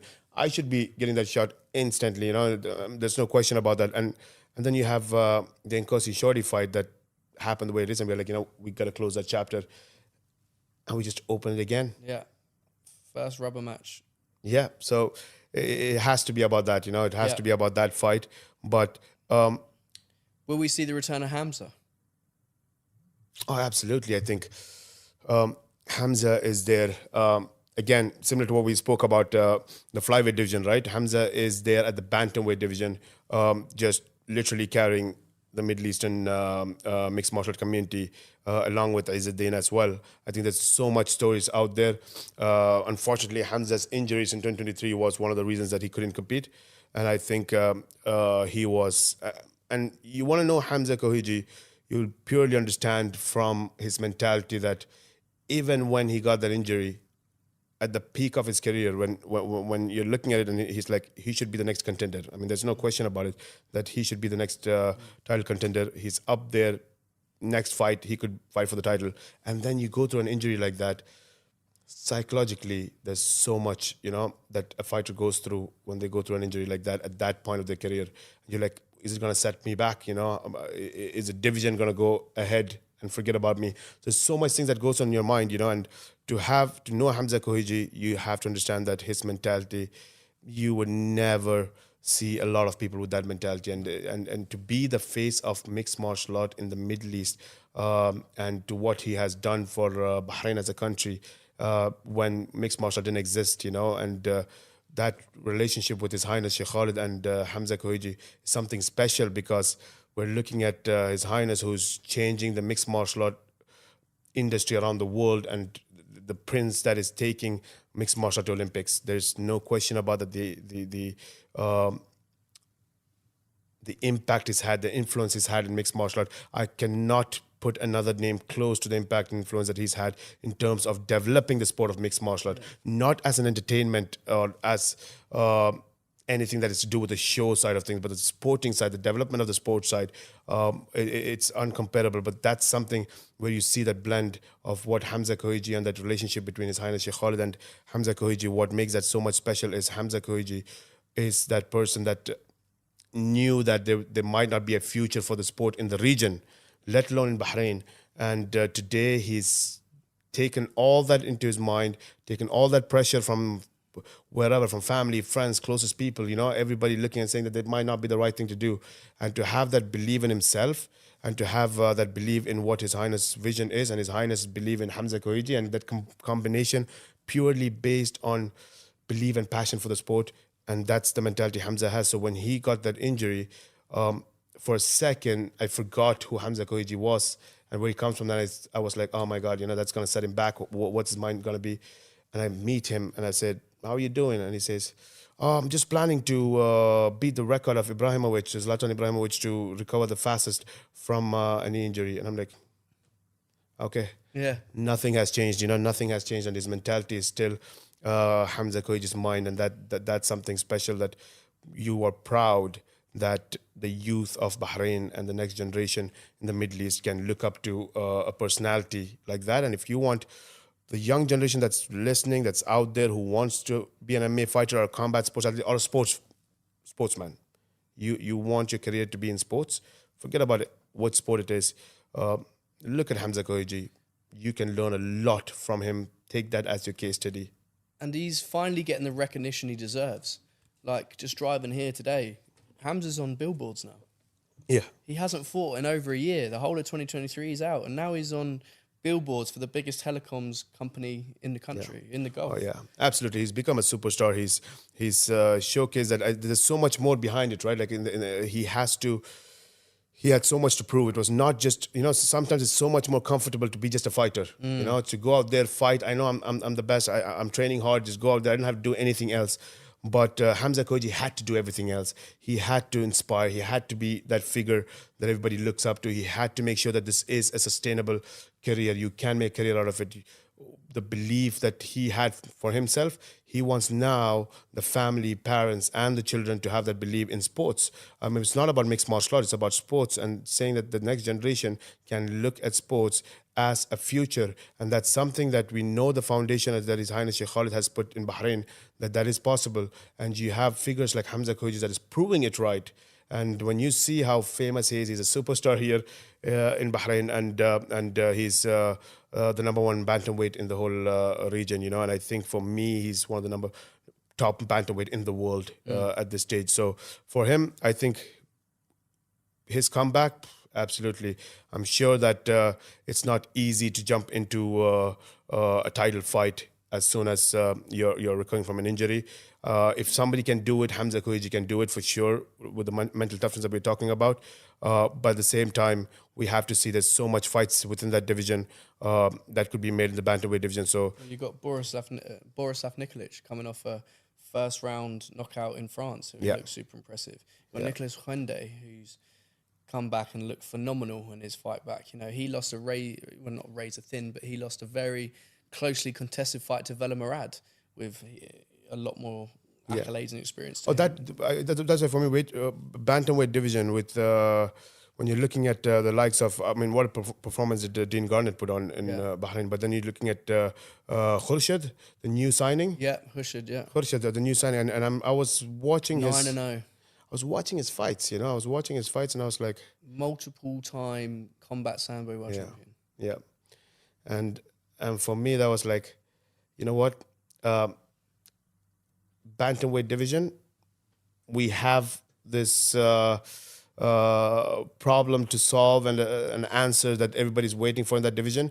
But this is different from any other division, because everyone in that division, at least I would go into 5 or 6 guys behind the title that is actually sitting there and saying, I should be next for the title shot, And to be honest, there's no much argument against that. No. There's no much argument against that. When you're looking at the list of athletes, there's no much argument against that. So I don't know if Veli Murad is going into the bantamweight division, how does that put that bantamweight division? Who do you want to see Hamza Kohiji fight next? You have Nicholas Honde that you mentioned, Borislav, you have Izzuddin there, you have Khurshid who's in. There's so many of these fighters that's there that you could see multiple options, and I think it is a tough decision to be made. Good luck to you for that. But Thank you. but at the same time, I think most of the fighters like Izzuddin are going to have that opportunity in 2024 to look back and say that how they can make this year different. Well, that transitions us onto sort of featherweight, because Izzuddin's one name that will be moving up in weight this year. And you know how good it is to hear that. It's so good to hear great that news. because It's great news. you know how good Izzuddin There's is. so much potential. I just think he was killing himself to get down there. Yeah. So No, I agree.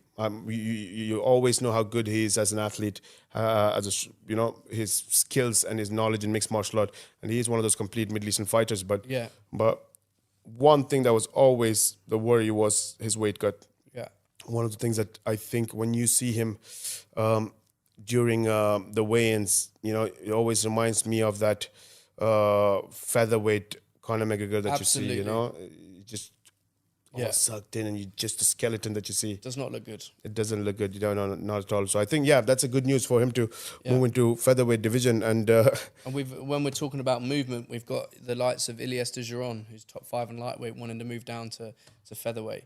You've got Hussein Khadimagameov, who had a brief stint at lightweight that's coming back down to featherweight. We've got Omar Solomonov. oh wow, yeah. We've got Neymat as a champion. You've still got Roman Bogotov floating around. It's a bit of an understated division for us, but there's some real good fights to be made there. Yeah, no, definitely. I think Omar Solomonov, When we talk about fights to be made in 2024, Omar Solomonov versus Neymat is Done. Is done deal. it's a done deal. I mean, there's no argument there. It's not a case of if, it's when we're going to do it. Yeah, 100%. And that fight has to happen. I think the featherweight division, that's where everything is. And I think to see Izzuddin go a weight class up, very interesting. And there's a lot of fighters who have taken a little bit of time off, like Anzor's, who could be an option at the featherweight division that would come, that we would love to see them come back in 2024 and compete at that weight class. So I think for me, if you ask me featherweight division, you're right. Neymat Omar Solomonov 2024. I want to see that fight happen. That's definitely going to be fireworks. You don't want to meet either of them in a cage or outside a cage. Absolutely not. And you know that it's just monsters when you see them. Monsters. So that face off of these two guys, it's going to be crazy. Yeah, for me, one of the most exciting title fights that I'm looking forward to. I would place Neymat Omar Solomonov right up there, if not the one that I'm looking up. That's the most. fight I want to see most next year. Omar Solomonov and Neymat. Yeah, no, it is for me. Yeah, absolutely, it's up there. But there is still a fight when it comes to title fight that I really want to see. Hopefully, that could happen in 2024. Is Eldar Eldarov, and Don't tease me. yeah, if you ask me, what I'm really looking like, this is the fight. I mean, And Lutterbach. you have Eldar, who has his only loss with Khabib, Nur Mohammed, I would put it in the Arabic word. But then you have 1 year layoff. He hasn't fought for a year? It's longer than that now. Yeah. Up to December, just over a year, December 2022. Hasn't fought over a year. I mean, But that was a long layoff from the time before. yeah.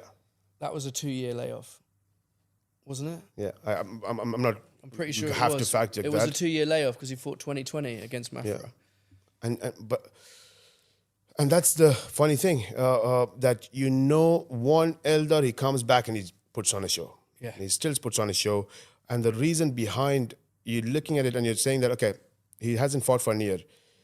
Why hasn't he fought for a year? And a lot of people don't get it. If he didn't fight for a year because he was running a couple of businesses and he was on vacation, that's different. This guy has been in the middle of some of the greatest fighters that's out there. You're looking at building a stable of athletes that are performing the best in the world today. You're looking at one side, he's training with the wrestling team, where you see a 23 or 22-year-old kid going and beating Schneider. Kyle Schneider and Sadulayev, and becoming the Asian Games gold medalist, Asian Championship gold medalist, and World Championship gold medalist, all in a matter of a couple of months, a few months difference, and you're training with the likes of these guys. And then you have fighters who are competing for the top level at all different promotions. You have the Sambo world champions training with them. You have the Judo world champions training with them. That's where he is, and he's looking at those fighters. He's training with those fighters. He's teaching those fighters. He's in the mix of one of the most dangerous training camps in the world. For me, when you look at KHK training camp, I cannot look at another training camp that is as dangerous as this training camp. It is purely dedicated to professional fighters and world champions. There is no pay a fee and get in. I want to train. I want to build. No, this KHK training camp is purely the best fighters in the world in every combat sports. So you're looking at jiu-jitsu world champions. You're looking at wrestling world champions, and they're all going out there and breaking records. Olympic boxing team, all of that, And so that's his 1 year break. That's where he is. And recovering from the shoulder injury. Yeah, that which too. he fought with it nearly hanging off. Yeah, that was crazy. Yeah. Now that rings the bell. So so that's where he is, and for him to fight, for me, why that's the most exciting fight is with Lutterbach, right? Absolutely, and you're fighting against. I would have to say, Joelton might be the most active fighter ever to walk the face of the planet. Right. Yeah. I don't know if I can make that statement, but I think it's your podcast. You make whatever statement you like. So I don't know if that's true, but in my knowledge, I haven't seen anybody who had 14 fights in 2 years. Yeah. In less than 2 years. 14 fights in less than 2 years. And across every discipline you can think of. So you're looking at boxing, kickboxing, Muay Thai, karate combat, MMA, karate combat, karate as well.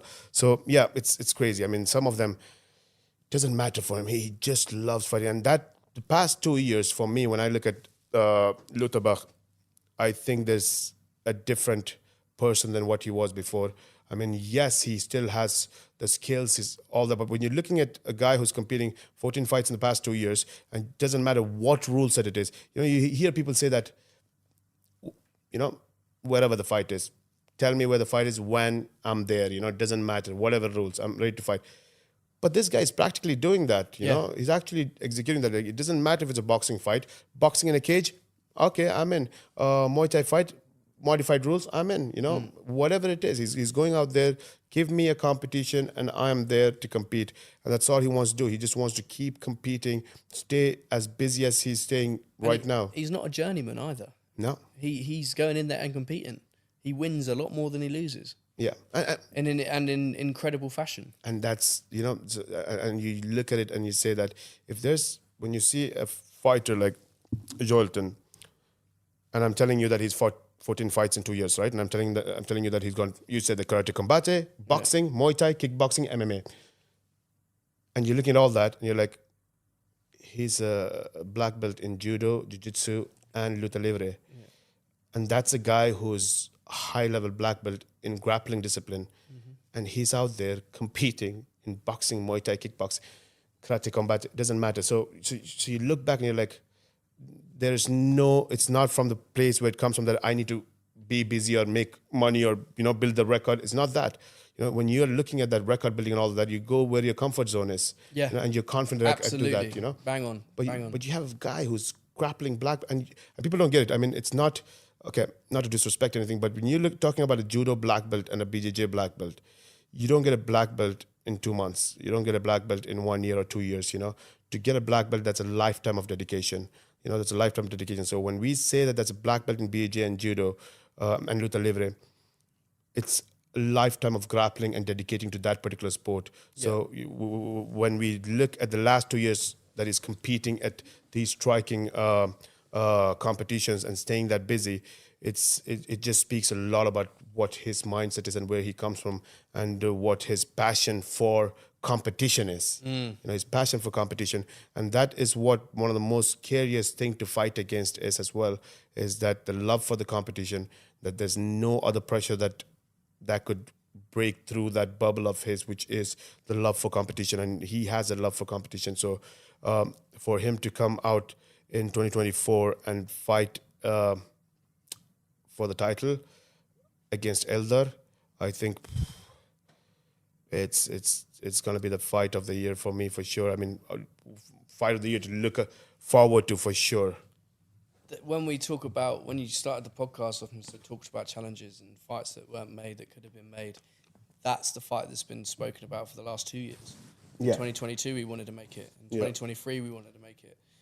In 2024, third time lucky. Let's see. Yeah.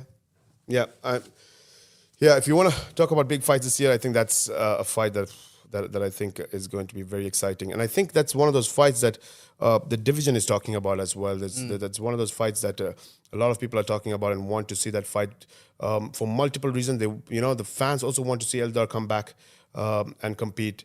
All the things that he's doing behind the scenes for the sport in Bahrain, for sports in general, in combat sports as well, giving opportunities to all these athletes and giving them a platform. But at the same time, he is one of those figures for me. Eldar is much more bigger than just a fighter. He's an icon back home in Dagestan. How much he's changed the life of a lot of Dagestani fighters from day one. Even if you see the stories behind of the times of the early days of Khabib as well, and Islam and those camp. And I think you get that mentality of how we can develop the sport of mixed martial art for Dagestan, but at the same time working with His Highness and KHK team and with Hamza Kohiji and that group. He's got that mentality that is looking at the development of sport for a whole country as well right now. So there is definitely a weight on his shoulders to do so much more, and I understand that fact. But because of that, his days are numbered. He will walk away soon. But before he does have the retirement, in my eyes, it has to be, attempting to defend your belt. And what bigger fight to be made in 2024 than Joelton and Eldar? And I think that's what everybody wants to see. For me, if you put a list of fights, if that fight is there, I would blindly go for Eldar versus Joelton. Yeah. And let's see if that let's see if that can be made. And we're talking about potential fights that could happen. I think we have to mention Mohammed Fakhreddin making his return. Yeah. He wants to come home, as he calls it. Yeah. We'd gladly take him home. He wants to be the first person ever to be triple champion. Yeah. So will we see him fight for the super welterweight belt? Mohammed Fakhreddin, listen, you just don't doubt him. Never. You can't. You can't. Never write him off. Yeah, and it's his, his life is like his fight. It's you see his fight, any of his fight, by the way, just click Mohammed Fakhreddin, watch a fight of his, and that's his life too. You see that ups and downs, and you see how. But one thing for sure you can be sure of when you talk about Mohammed Fakhreddin is that he goes all in. Yeah. He goes all in, leaves nothing in the cage, and that's the same thing in life as well. Whatever challenges that he faces in life, and we know him for a very long time in Brave. So I think since Brave 1, he's been part of the organization. We've seen a lot of personal challenges that he's faced, a lot of sporting challenges that he's faced throughout the past 7 years. But you never write him off, and you come back and become the 2-division champion in Brave. I think it's the whatever 3-division champion. If you come with 3-division. If he comes back now, for all those challenges that he faced, and he became a 2-division champion, for him to come back now and try to be a 3-division champion, if you ask me, can he do it? I'm not going to say anything. I'm not going to write him off. it is possible for Fakhreddin to do anything, for him to come and do what he wants to do, because I know that it's not a statement that he's making. I know that he's going to put everything, his heart, soul, all of it, his health on the line if that needs to be. When you see him fight, he's not going to use his fight IQ to stop the fight. He's not going to do that, and that's the scary part always with Fakhreddin, that, he's that guy that you say that, okay, I'm going to break your leg, then I'm going to take my broken leg and smack you with it, so that's the mentality Fakhreddin has. So when you face him, every fighter that faces Fakhreddin should have one checkbox ticked in, and that is, I'm going to war. Strap yourself in. Yeah, I'm going to war, and it is going to be a war, and there's nothing less that you're going to be getting from it. So yeah, it is exciting to have Fakhreddin back. It's his, he feels like home, and we feel like he is a member of the family from day one. So there's always going to be that respect with Fakhreddin, what he's achieved in Brave, what legacy he has left in Brave, and he is part of Brave's legacy as well. Yeah. And that relationship is always going to be there, and Fakhreddin is always going to be part of this this storyline. And when he says he wants to come back and do something more, extend that legacy, there's one side where I look and say, I'm not going to stop that from happening, because I know he can.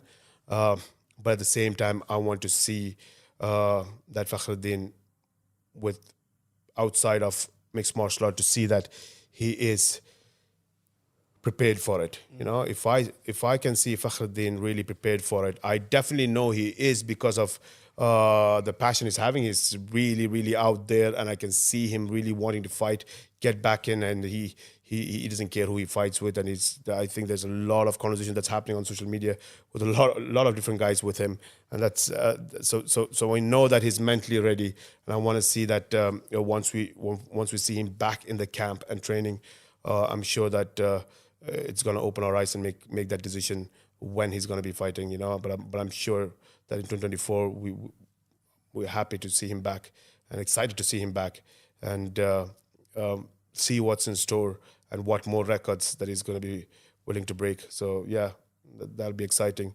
with Fakhreddin coming back in. But listen, we spoke about breakout fighters, and we spoke about debut fighters, and we spoke about the importance of the likes of Ramzan Gitinov, right? Like the amount of fights he has.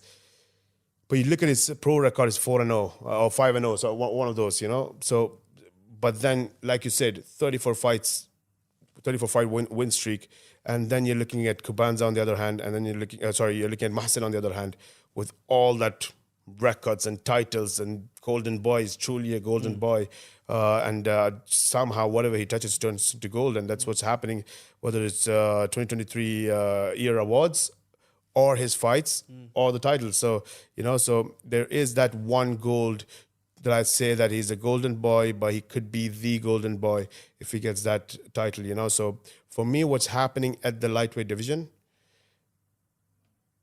what's your opinion when you're looking at Kubanic? I would say almost wiping out an entire division, and what Kubanic has done in his career with Brave, he's literally fought anybody that's in front of him, and he's actually shown that what's next, and you're looking at that division and you're seeing, yes, there was with Camille, it was not the same. It was one of those fights that we always look and say it could have gone either ways. Things could have changed. The submission that you mentioned, even Olzar's was close as well for the interim title. Yeah, I just see him getting better and better. I can't remember who said it. I think it was Teddy Atlas that says once you become a champion, you immediately become 30% better. Right. And I think we're seeing that with this. Yeah. I think that's what we're seeing. And I think, when you ask me what are my opinions, I'd say I think it is the safe money to bet on him cleaning out the division. I really do. Yeah. I think it's safe money to bet on him to do that. And when you have that division with the likes of Ramzan Gitinov and Mahsen climbing that ladder, And They're climbing the ladder. I just don't see them. I feel like there's still work to be done for them to. yeah, for me, it could be anything, So like for me, I feel like when you're looking at, yes, there is a couple of fights ahead to be made, but when you're looking at, let me ask you about Ramzan Gitanov. How many fighters that you know of you would bet for Ramzan to lose against? None. If there's one person to beat Kubanic, his name's Ramzan Gitanov. Yeah, and that's when I look at that division, I'm looking at Ramzan. I'm like, he's not that guy who's in the division as a debut fighter. He's 4-0 or 5-0. He has 34 fights record of winning. He has the experience and the consistency of fighting and staying as busy as he has been when he has on the amateur days. So he knows what it is to non-stop compete. So that's within his blood. And the guy doesn't stop training. So you have Ramzan who's there in the mix. And I don't know really anyone who could, find a way. And I'm not saying about winning or losing. I'm just thinking from technical perspective. I don't see a weakness in Ramzan. I see his striking is the amount of development that he's had and changed his striking skill. I don't know, what was it? I can't even remember when he competed for the first time. I don't know if it was 2016 or 17 at the amateurs. When you look at from that time to what he is today, and you look at his striking advancement, I think you see him throw a jab, and you see that looks like A boxer's jab. Absolutely, a boxer's jab, and you're looking at his head movements, his stance, but at the same time, like you mentioned, and these are complete MMA fighters. I mean, they've spent all of their life till, where they are today at 23, 24, 25 years old, at the peak of their careers, and they've spent the past 10 years competing in MMA, training MMA and competing in MMA. There's no... And again, I have to stress it, it's not just MMA, it's IMMAF. Right. He's only ever competed at IMMAF. In the amateur ranks. Yeah, and that says a lot. I mean, that's not just amateurs. It's not a fight in a gym and you call it, let's put that as amateur. It's not that. Champions League of MMA, and that's all he knows. Absolutely. And that's all he knows. That's Absolutely. All he knows. I mean, from the beginning of his career, he's been there. So for me, a guy like Ramzan and Mahsen, who has that background, is in the mix of the lightweight division. I think that is very interesting. And that's the funny thing. In the lightweight division, you're talking about a lot of champions.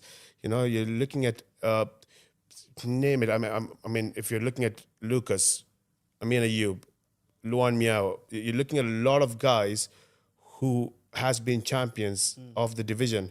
And you can't doubt any one of them when they do the comeback. And I think you're looking at Luan as an example of how he's come back from his title losses. Yeah. And he's come back and he's like, this is where I am. I mean, yes, I was a champion and I lost my title, but I was a champion. Yeah. Respect that, Won it in devastating fashion. Yeah. Oh, yeah. One of the biggest upsets. One of the most devastating KOs. And art. It's that spinning elbow. I mean, beautiful. Yeah. So definitely. I mean, that's one of those knockouts that just doesn't leave your mind, and bone chilling that one. Yeah, absolutely. And that was a crazy one. So when you have a champion, you're never going to take that away from him, and he's always going to know that if I was a champion once, I can be a champion. You're not going to take that confidence away from me, And that's the kind of comebacks that you see when you see Lucas coming back, or now what we're seeing in Luan. So I feel like Luan's got the self-belief back. Absolutely, yeah. I think we're starting to see that. Yeah, and he had that. He knew that he had that skills of striking that was completely different from everybody else, and you knew that you're always going to have a tough time when you fight with Luan. But like you said, it was a confidence issue more than anything else, and for him to come back and say that, what, I can get back there, and he's back in the mix. I think that, so for Kubanic, I don't know what we're going to see in 2024, but I know that it is going to be something that we have not seen in lightweight division competition in the past 2 years or 3 years. We have not seen this many champions in that division who's become champions, and we haven't seen the greatest of a sport and greatest of mixed martial art amateur all in one division. And on top of that mountain is Kubanich standing there with that title. That is with that mentality of wiping out the division, bring it on, who's next. So yeah, there's no question that I would want to see Kubanich fight all of them. You know, I would love to see that happen. But at the same time, when you skip that conversation from the champion and you move to the conversation of who's next, then you're going to see different set of fights. And I was always talking about the fight card we had in Bahrain. And I was like, you're talking about the best amateur athlete in mixed martial arts sport, and you're talking about the best amateur athlete from another sport, Wushu Sanda. Both of them, the best in the division, broken all the records in their division. Nobody has achieved what they have achieved in their sport. They both move into professional mixed martial arts. Science to brave, they're there, and both of them are 4-0. Both in the same weight class. In the same weight class. That was a setup for sure. For something leading up. So yeah, I think that is maybe. that is definitely Maybe not. an interesting conversation, and I think that it's going to be definitely that fight that could go either ways. I mean, looking at Ramzan and Mahsen, I know people are expecting that fight to happen. I know that a lot of I'm sure that Mahsen and Ramzan is thinking that could be somewhere close. You've had to put the brakes on me for making it happen as well. Yep. I did, Yeah. and that's the thing for me. I'm glad you did. And I think that because that weight class, there's so much stories to be told in that weight class, and so much fights to be made in that weight class. And I think that with these fighters, if they are gonna fight against the best, you know, it has to be that path that they take to test them and see if. Like David Foster, yes, you're seeing Mahsen go and finish fights quickly, and then you're looking and saying that, you know, we need to test and put him against fighters that are going to be at the top level, and then you see and you're like, oh, you know what, he can go 3 rounds with the same power, same speed, same energy. You know, you start realizing these new things about these fighters, and that's something that when you go around the world and you take these athletes and make them travel around the world with Brave and make them compete against the best fighters, you will always see that difference, and you always see something that we never knew they had in Kosi, you know, and that's one of the biggest examples. So I think now the division is ripe, lightweight division is ripe, and we have the champions, the up-and-coming athletes, the legends of their sport at the amateur level, all of them combined in one division, and you have the fighter of the year holding the belt. So you can't picture a better division than that and tell that story. So I'm excited for lightweight division for sure. But the fight that I'm really looking forward to and hope it could happen is the Eldar Joelton fight. But like you said, it's a close second is Nemat and Omar Salamanov. And believe me, I wouldn't be disappointed if I didn't see the Eldar fight, if I could watch the Nemat and Omar Salamanov fight. And we've still got the rubber match will definitely happen this year. Yeah.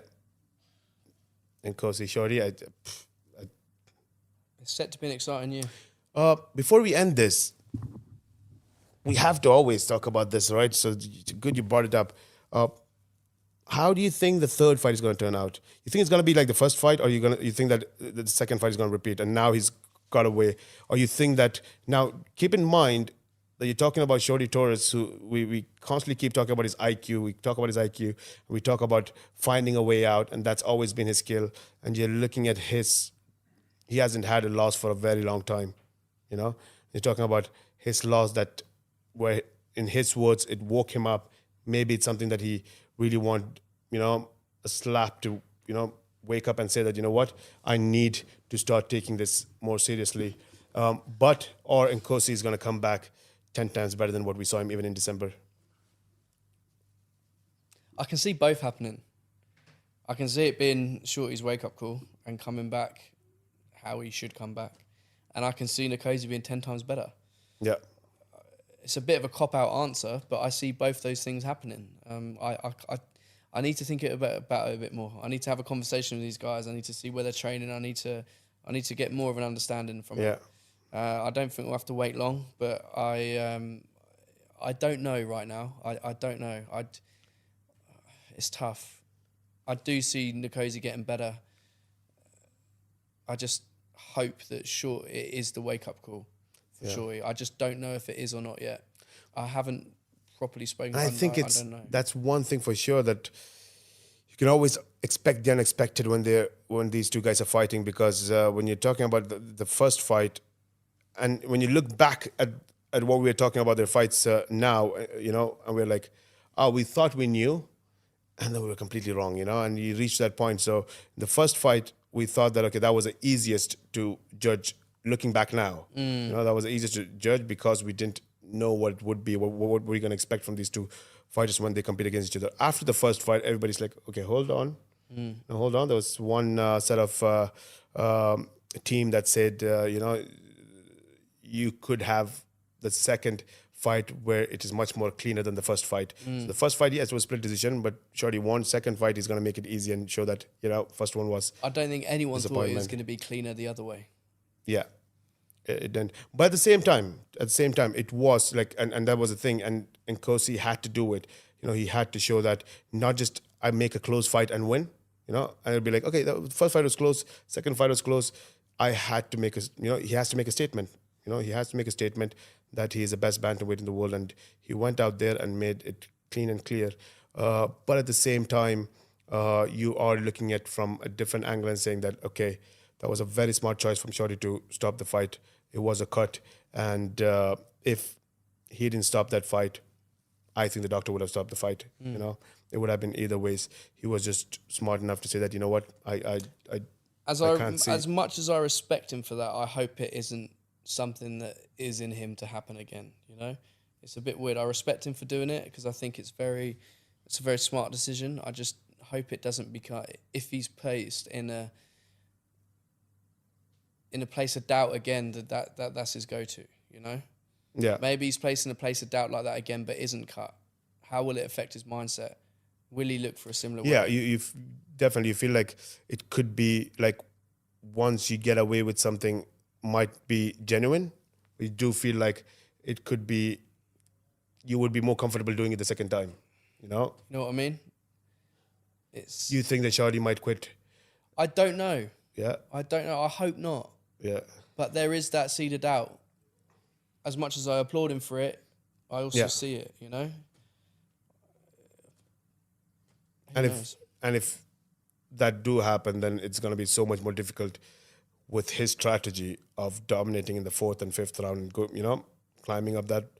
So I feel like he's going to have to face a lot of adversity to get there in that fight. Yeah, in the third fight. Looks like you think Nkosi is going to win that fight. Gun to my head right now, I say he probably does. Yeah. I don't want to write off Shorty. I don't think you can write off Shorty. I think his accolades speak for himself. Absolutely, yeah. His fight IQ speaks for himself. I do believe he can find a way to win. But if you put a gun to my head right now, I say Nkosi. Okay. I just feel like fair enough. I feel like momentum's on his side. It went from a close first fight to a dominant second fight. The momentum is swinging in Nkosi's way. Yeah. No, he's a true champion. He deserves to enjoy his title, and I think he's done everything to deserve it, earn it, and be where he is. And I think that it's a lot, like you said, I think Shorty has a lot of work to do, especially from the camp side, to find a solution of how he's going to tackle the problem, Nkosi the problem, And that's going to be interesting for me to just see what's the tactics that they're going to bring in the second fight. I think from Nkosi's perspective, fantastic. I mean, everything he does was working in the first fight. If you think about it, a lot of things was working in the first and second round. And I think the December fight, everything worked. Everything was perfect. It was literally, I'm not taking anything away from him, but it was his night. But at the same time, it showed a lot how he was preparing for this fight and how serious he took this, how much he wanted to be a champion. But listen, 2024, excited for it. Amazing 2023. Congratulations to all the fighters that has won the awards, and thanks to all the fans who has given this opportunity for them to be the award winners of 2023. And 2024 is going to be a crazy year with all this different fights on the pipeline, and really looking forward to hearing more news from your end of the potential fights in Slovenia. Looking forward to delivering it. Thank you very much. Cheers.